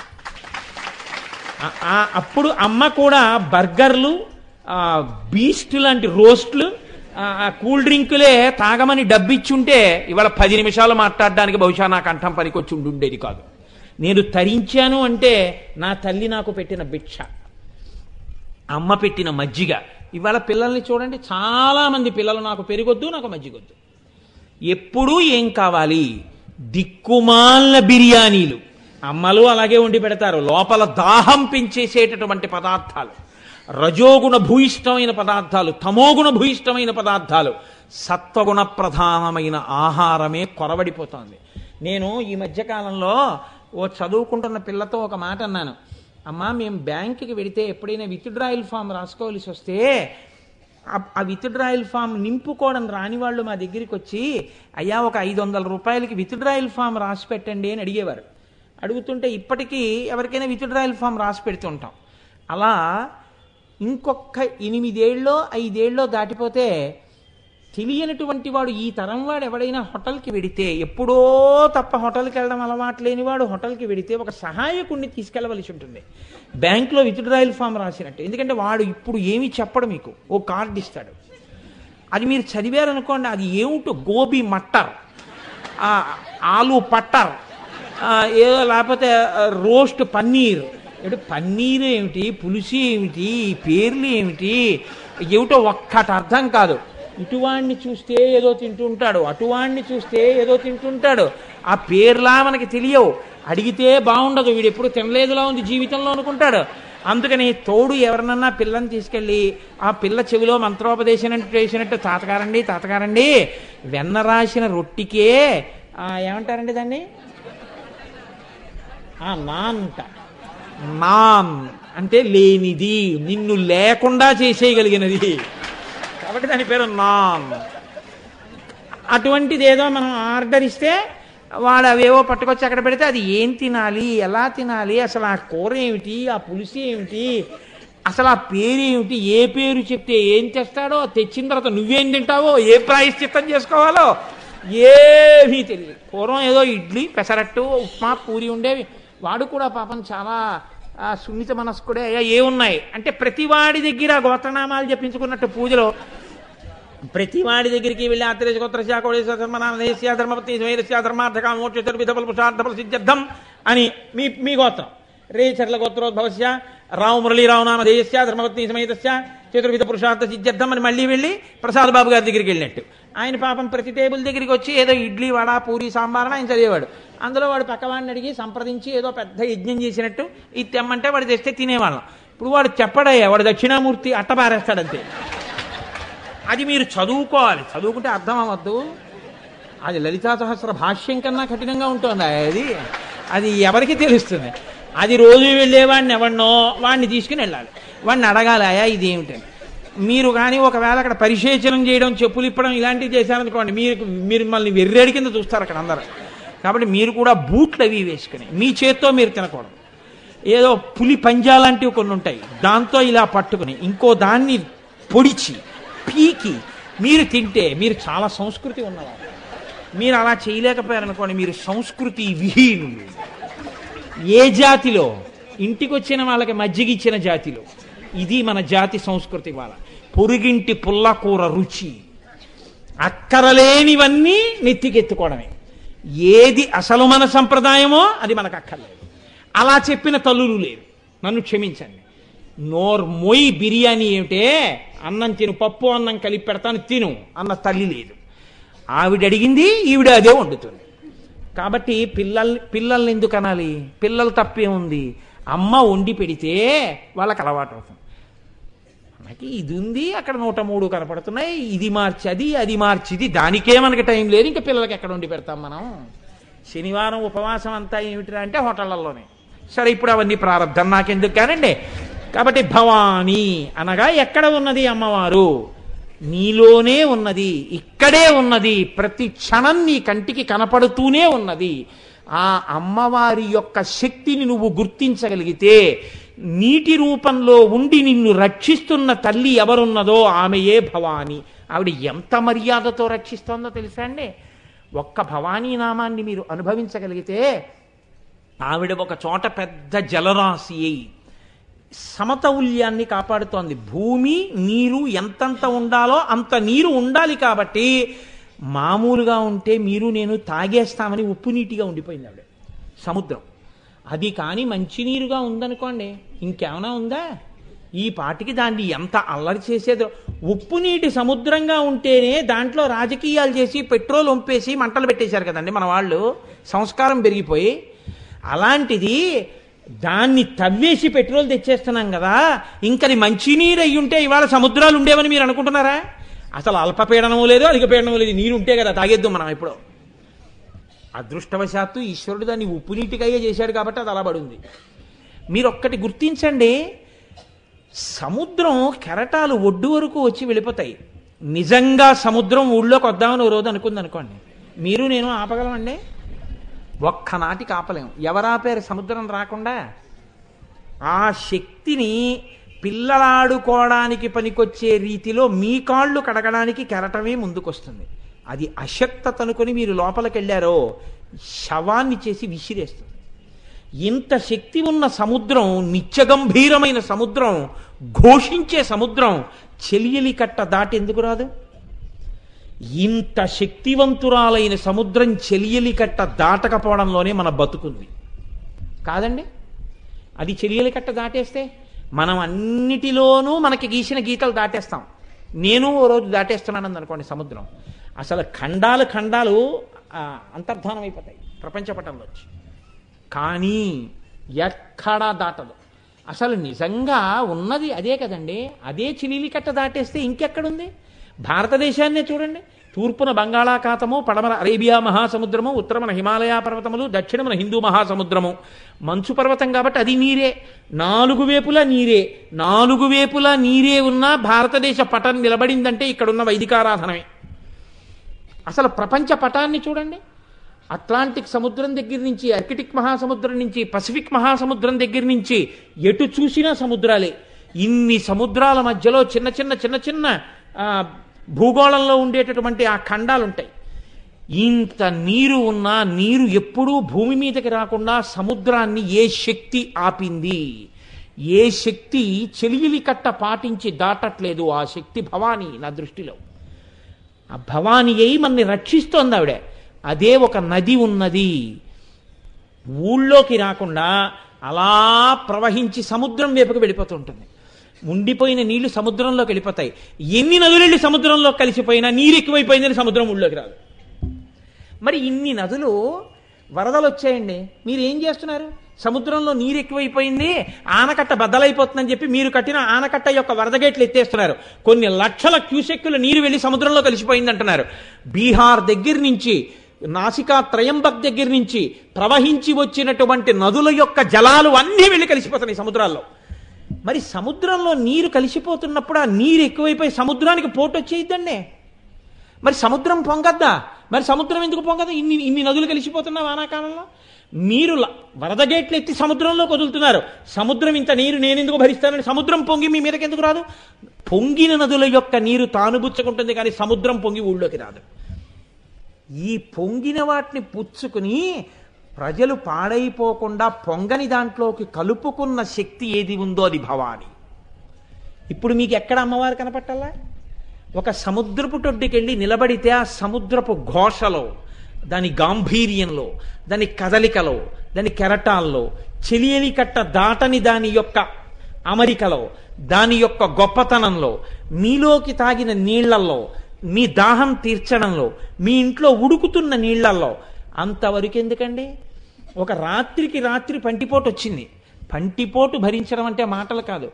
అందుకే ఈశ్వరుడు ఎక్కడెక్కడ శరీరానికి ఇబ్బంది వస్తే అక్కడెక్కడ వెంటనే విరుగుడు దేంతో తెలుసా అండి? నీటితోటే. రాత్రి పంటిపోటు వచ్చేసిందండి, అప్పుడు ఏ డాక్టర్ గారి దగ్గరికి వెళ్ళడానికి లేదు, ఇంట్లో పెయిన్ కిల్లర్ లేదు, బయట హోరణ వాన 80 కిలోమీటర్ల వేగంతో ఈదురుగాలులు, పెద్ద పెద్ద వృక్షములను పెకలింపవచ్చు, 3వ నెంబర్ స్థానిక భద్రతా సూచన ఎగురవేయబడింది, పల్ల ప్రాంతాలని ఖాళీ చేయిస్తున్నారు, రోడ్ల మీద తిరగడానికి లేదు, కోట్లు కట్టేశారు, టెలిఫోన్స్ రవాణా సౌకర్యాలకి అంతరాయం ఏర్పడింది, కమ్యూనికేషన్ సౌకర్యాలు విచ్ఛిన్నమైపోయాయి. ఇప్పుడు ఎలా మీ పంటిపోటు? ఒక్కటే, ఇంత ఉప్పు నీళ్ళల్లో వేసుకుని కాస్త వేడెక్కించి పొక్కిలిస్తే చాలు, పంటి నొప్పి తగ్గిపోయింది. ఎక్కడుంది అమ్మవారి అనుగ్రహం? కంట్లో నలకపడింది, ఎంతకీ రావట్లేదు, కాసి నీళ్లల్లో కన్ను పెట్టి రెప్ప టపటపలాడిస్తే పోయింది, ఆ నలక నీటిలోకి వెళ్ళిపోతుంది. గభాలన అన్నం తింటూ పెద్ద నవ్వు నవ్వాడు, ఓ గింజో ఏదో వెళ్ళిపోయి అంతవరకు, ఎందుకంటే తింటున్న అప్పడం మొక్కే కత్తిలా వెళ్ళి ఇక్కడ నిలబడింది. ఓ గ్లాసు నీళ్లు గడగడా తాగేశాడు, లోపలికి వెళ్ళిపోయింది. మీకు చూడండి, లోకంలో మొదటి ఓషధి బతికించడానికి ఏదంటే నీరే. స్పృహ తప్పి పడిపోయాడు, చెక్ బుక్ పెట్టుకొచ్చి ఆడిస్తే లేవడం, ఏం వెయ్యాలి? కాసి నీళ్ళు అట్టుకొచ్చి చల్లాలి, ముఖం మీద నీళ్లు తల్లితే స్పృహ వస్తుంది. పోయిన స్పృహ వచ్చేటట్టు చేసిందేది నీరే. కొన్ని వ్యాధులకైతే ఏం చెప్తారో తెలుసా అండి? నీళ్ళు ఎక్కువ తాగండి, నీళ్ళు ఎక్కువ తాగండి అంటారు. మీరు నీళ్ళు ఎక్కువ తాగుతూ ఉండండి అంటారు. పైల్స్ కంప్లైంట్ ఉందనుకోండి, నీరు ఎక్కువ తాగుతూ ఉండండి మీరు అంటారు. నీరు ఎక్కువ తాగడం, ఇవాళ చాలామంది అసలు ఈ నీరు తాగడం అనేది ఒక పెద్ద ప్రక్రియ చేసేసుకున్నారు కదా వ్యాయామంలో. కాబట్టి నీరే నీ బతుకు. ఆ నీటి యందు ఇన్ని శక్తులుండి కనపడకుండా రక్షించేస్తున్నాయి. ఒక్కసారి కూడా ఆ తల్లి నీటి రూపంలో నాకు పౌర సన్మానం చేయమని అడగలేదు, నీరు భారతరత్న అడగలేదు, నీరు పద్మశ్రీ అడగలేదు, నీరు నీరుగా ఉండి మిమ్మల్ని రక్షించేస్తాను. అందుకే ఒక్క సనాతన ధర్మమే ఇది పట్టుకుంది. సనాతన ధర్మం యొక్క గొప్పతనం ఏమిటో తెలుసా అండి? ఈశ్వరుణ్ణి పదార్థమునందు చూడడం, ఈశ్వర దృష్టితో చూడడమే పవిత్రత. ఆ చూసేటటువంటి దృష్టికోణం ఇంతలా ప్రతిదాని యందు ఈశ్వర శక్తిని చూడగలిగినటువంటి విస్ఫోటన శక్తి భావజాలమునందు ఉన్న ఒకే ఒక్క విశ్వాసము సనాతన ధర్మం ఒక్కటే. అందుకే మన వేదం కీర్తించినట్టు అలా కీర్తించడం ఇక ఎవ్వరికీ సాధ్యం కాదు. అది ఒక్క సనాతన ధర్మమునకే దక్కింది ఆ అదృష్టం. కాబట్టి ఇప్పుడు ఈశ్వరుణ్ణి నువ్వు చూడాలనుకున్నావు, అమ్మవారిని చూడాలనుకున్నావు, ఎక్కడ చూస్తావు? నీ కట్టెదుట ఉన్నటువంటి నీటి యందు అమ్మవారిగా ఉన్నది. అసలు నీటికున్న ఇంకొక చాలా గొప్ప గుణం ఏమిటో తెలుసా అండి? కరిగించుట. మీరు చూడండి, కరిగించగలిగినటువంటి గుణం, కలుపుకోగలిగినటువంటి గుణం నీటికి ఒక్కదానికే ఉంది. ఈ కలుపుకోగలిగిన గుణం అనేది నీటిని చూసి మనం నేర్చుకోవాలి. ఈ కలుపుకోవడం అనేటటువంటిది నీరు ఒప్పుకోలేదనుకోండి, నేను నిన్ను బతికించేవాడిని రా, ఇంత గొప్పదాని రా, నేను కలుపుకోనంది అనుకోండి నీరు. అసలు మీకు ప్రపంచంలో చాలా వాటిని మీరు ఉపయోగించడం కుదరదు. కాఫీ కలుపుకోవాలి, ఎందులో కలుపుతారన్నీ? నీళ్లలోనే. ముందు కాఫీకి ఆద్య పదార్థం ఏది? నీరే. ఆ నీరు ఉడకపెట్టేసి ఉడికించేస్తే, వేడిక్కించేస్తే ఆ తల్లిని మీకోసం ఓరుస్తోంది ఆవిడ. అందులో ఉత్ప్రేరకమైన కాఫీని తీసుకొచ్చి వేస్తే, కాఫీ పంట అన్నది సనాతన ధర్మంలో ఇతపూర్వం ఉన్నట్టు నాకు చూపించండి. కాఫీ పంట అన్నది ఈ దేశానికి తెలియదు, కాఫీ తాగడం అన్నది ఈ దేశానికి తెలియదు. ఇదో కొత్త అలవాటు ఈ దేశానికి. కాఫీ, టీ ఈ రెండు తెలియవు. ఈ జాతికి తెలిసి ఉన్నవి రెండే పదార్థాలు, ఒకటి గంజి, ఒకటి మజ్జిగ. గంజి వార్చి నీళ్లు కలిపి ఇంత ఉప్పు వేసి ఇస్తే కష్టజీవి తాగి పొంగిపోయి వెళ్ళిపోయేవాడు. ఇంత మజ్జిగిస్తే సంతోషపడిపోయి దాహం తీరిందని వెళ్ళిపోయేవారు. ఈ రెండే మనకి తెలుసు. 3 చలివేంద్రం పెట్టి నీళ్లు ఇవ్వడం తెలుసు. కాఫీ, టీ ఇవ్వడం మన జాతికి తెలిసిన విషయమే కాదు, అది ఉత్ప్రేరకం అండి. మీరు ఇవాళ 2ంటికి కాఫీ తాగితే రేపు 2ంటికి కాఫీ అడుగుతుంది శరీరం. ఇవ్వకపోతే మీ నర్వస్ సిస్టమ్ కొలాప్స్ అవుతుంది, కొంతసేపు ఒప్పుకోదు, నాకు పొయ్యి అని అడుగుతుంది. నికోటైన్ తోటి, పొగాకులో ఉన్న నికోటైన్ ఎలా ఉత్ప్రేరకంగా పనిచేస్తుందో, కాఫీలో ఉన్నటువంటి ఆ ఉత్ప్రేరకం కూడా అలాగే పనిచేస్తుంది నాడీ మండలం మీద. కాబట్టి ఉత్ప్రేరకాన్ని వాడడం ఈ జాతి లక్షణం కాదు. కానీ నువ్వు అలవాటైపోయానంటే ఆ నీరే పుచ్చుకుంటుంది, ఆ కాఫీ గుండని పుచ్చుకుని నల్లగా మారిపోతుంది. మారిపోయి అందులో మీరు పాలు పోసేస్తే ఎంత తప్పు చేశావురా నాన్న, నీటిలో పాలు కలుపు తప్పు లేదు, నువ్వు చేసింది పాలకి నీటికి మధ్యలో చేసిన తప్పు. పాలు నీటితో కలిసినా గోధుమ రంగులోకి వస్తాయి, అదే నాకు బాగుందని అవుతాం కాఫీ అని. అందులోనే ఉంది అసలు ధర్మశాస్త్రం అంతా. చేస్తున్న తప్పు కాఫీ రంగే. ఇప్పుడు అందులో పంచదార వేసావు, కరిగిపోయింది. షుగరు కాబట్టి డయాబెటిక్ ట్యాబ్లెట్ వేసావు, కరిగిపోయింది. ఇంత పెద్ద ట్యాబ్లెట్ ఇచ్చారండి డాక్టర్ గారు, నేను మాత్రం మింగలేనంటాడు, ఇంత ముద్దలు మింగేస్తాడు. అది విచిత్రం. కొంతమందిని అడగండి, క్యాప్సూల్ మింగలేనండి అంటాడు. ఇంజక్షన్ చేయించుకుంటావా? అమ్మో భయం అండి. అక్కర్లేని తినే జబ్బులు తెచ్చుకుంటావా? సిద్ధం అండి. మరి ట్యాబ్లెట్ ఇప్పుడు మింగలేవి ఏం చేయాలి? నీళ్ళల్లో వేసేసి కలిపేసుకుని తాగేస్తారు. లేకపోతే ఏం చేస్తారు? ఇంకా కొంతమంది చేస్తారు అట్టహాసం, ఆ నీళ్ళతో ట్యాబ్లెట్ వాడు ట్యాబ్లెట్ వేసుకుంటున్నాడని అపార్ట్మెంట్ అంతా తెలుస్తుంది. అని కంఠం తెరిచి ఎక్కడికో వేళ్లు పెట్టేసి ఇంకక్కడి నుంచి ఏదో పెద్ద బ్రహ్మాండం లోపలికి పంపించేస్తున్నట్టు నీళ్లు తాగేసి హా హూ అని పెద్ద పెద్ద కేకలు వేసేసి ఏదో బీజాక్షరాల్ని వనదుర్గా మంత్రాలు చదివినట్టుగా చదివేసి అప్పుడు వెళ్ళింది. ఇంట్లో ఉన్న వాళ్ళందరూ వాడి జబ్బు తగ్గే వరకు కదిలిపోతారు. అలా వేసుకుంటాడు టాబ్లెట్. కరుగుట, నీటికి కరిగే శక్తి వదిలిపెట్టినా, కలిసే శక్తి వదిలిపెట్టినా అసలు మీరు చాలా పదార్థములను పుచ్చుకోలేరు. అంతవరకు ఎందుకంటే మీరు వాడిన చెత్త చెదారం మురికి అన్నీ ఎవరు తనలో కలుపుకు పట్టుకుపోతోంది? నీరే. ఆవిడ అలా కలుపుకు పట్టుకుపోకపోతే మన బతుకెక్కడుంది? ఏది కలిపి అంత ఉదారంగా తీసుకెళ్ళిపోతుందో అవన్నీ చాలా హీనంగా కనపడతాయండో మనకి. నాకైతే అనిపిస్తుంది అసలు నిజంగా గౌరవింపబడవలసినటువంటి గొప్ప మున్సిపల్ వర్కర్స్ ఎవరో తెలుసా అండి? అసలు మున్సిపాలిటీకి ఉండవలసినటువంటి గొప్ప చిహ్నాల్లో మొదటి చిహ్నం కాకి. కాకి లాంటి స్కావెంజర్ ఎక్కడుందండి? అని పడేస్తే తినేస్తుంది. మిరపకాయలు రోడ్డు మీద పడేస్తే తినేస్తుంది. మీరు చింతపండు ముద్ద బారేస్తే తినేస్తుంది. వర్షాకాలంలో చిమ్మెట్టలు తినేస్తుంది. ఆఖరికి ఏదీ దొరక్కపోతే పంది మీద వాలి దాన్ని ఒంట్లో ఉన్న పురుగులు తినేస్తుంది. దానికి అలా జీర్ణమైపోతుంది. కాకి అన్నది లేకపోతే మీకు ఇంత శుభ్రత ఎక్కడుంది నాకు చెప్పండి? రోడ్ల మీద సగానికి సగం పనికి మాలిన పదార్థాలన్నింటినీ తినేసేది కాకి ఒక్కటే. ఆఖరికి ఇంట్లో కుక్క చచ్చిపోయిందని తీసుకెళ్లి వీధిలో బారేస్తాడు. తొందరగా కుక్కను తినేసి దాని కంపు లేకుండా చేసేది కాకి. ఇంకా మనం మనుష్యులమై పుట్టి ఎక్కడ ఎలా ప్రవర్తించాలో కూడా చేతకానంత హేయమైన రీతిలో స్నానం చేసేటటువంటి నదీ ఘాట్ల దగ్గర కూడా చెయ్యకూడని పనులు చేస్తుంటే పంది ఒక్కటే వచ్చి శుభ్రం చేస్తుంది. కాబట్టి నేనంటాను మనిషి కన్నా పంది 1,000,000 రెట్లు మంచిది అంటాను. నీవు చెయ్యకూడని పని నువ్వు చేస్తే అది అక్కడ స్నానఘాట్టుని శుభ్రంగా అదుంచుతోంది, అది తినేస్తోంది వచ్చి.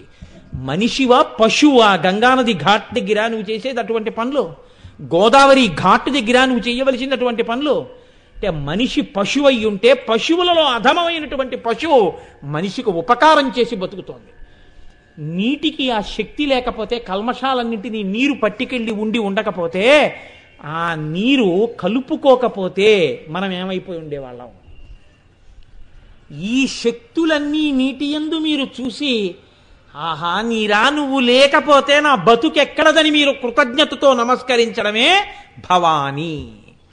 ఇప్పుడు ఈ భావనలు మీలోంచి ప్రచోదనమైతే మీరు అమ్మవారి ముందు పొంగిపోయారే, ఇవన్నీ విని మీరు పొంగిపోతున్నారే, ఇదే మీరు అమ్మవారికి చేసినటువంటి నమస్కారంగా తల్లి స్వీకరించి ఆ తల్లి ఏం చేస్తుంది? నీటి సమృద్ధితో లోకం బాధపడకుండా, అనారోగ్యం లేకుండా అందరూ సుభిక్షంగా ఉండేటట్టుగా. అందుకే అసలు ఆశీర్వచనం ఏమిటో తెలుసా అండి? ఒక ఊరు బాగుండాలంటే కాలే వర్షతు పర్జన్య, కాలమునకు పడవలసిన వర్షములు పడుగాక, పడకూడని వర్షం పడకుండుగాక. కాలే వర్షతు పర్జన్య పృథివీ సస్యశాలిని దేశోయం క్షోభరహితం బ్రాహ్మణాస్సంతు నిర్భయాః. కాబట్టి ఆ సస్యశ్యామలమై ఉండడానికి, అందరూ సుఖంగా ఉండడానికి, పశువులకి అన్నిటికీ నీరు దొరకాలి. అలా నీరు దొరికేటట్టుగా చెయ్యగలిగినదేదో అటువంటి స్థితి అటువంటి తల్లి అనుగ్రహించుగాక. ఈ భవానీ నామంతోటే అమ్మవారు స్థానీశ్వర పీఠంలో పీఠాది దేవతగా పూజలు అందుకుంటోంది. అమ్మా ఇన్ని శక్తుల రూపంలో చూస్తున్నానమ్మా, ఒక్కసారి ఈ శక్తుల రూపంలో నువ్వు విరాజమానురాలివై ఉండగా నమస్కారం చేసుకుందాం అనుకుంటున్నానమ్మా అని మీరు అనుకుంటే, స్థానేశ్వర పీఠంలోకి వెళ్ళి అమ్మవారిని భవానీగా ఎవరు చూస్తారో, భవానీ అని పేరు చెప్పినప్పుడు రేపు కోటి కుంకుమార్చనలో ఓం భవాన్యే నమః అంటాం. అన్నప్పుడు మీరు శ్రీమాత్రే నమః అంటారు, ఆవిడే మా అమ్మ అని కుంకం వేస్తారు. అంటే ఆవిడ పొంగిపోతుందన్నమాట. అబ్బా, నన్ను గుర్తించారు, నన్ను అమ్మగా వీళ్ళు ఆరాధించారు, నా పాదాల మీద కుంకం వేశారు, అంతే. ఆ నీటికి లోటు లేకుండా లోకం రక్షింపబడుతుంది. అందుకే లలితా సహస్రంతో కుంకుమార్చన చెయ్యండి అంటారు. అంత పరమోత్కృష్టమైనటువంటి నామము భవానీ నామము. రేపు అమ్మవారు పలికించినటువంటి వేరొక నామాన్ని మీకు విజ్ఞాపన చేస్తాను.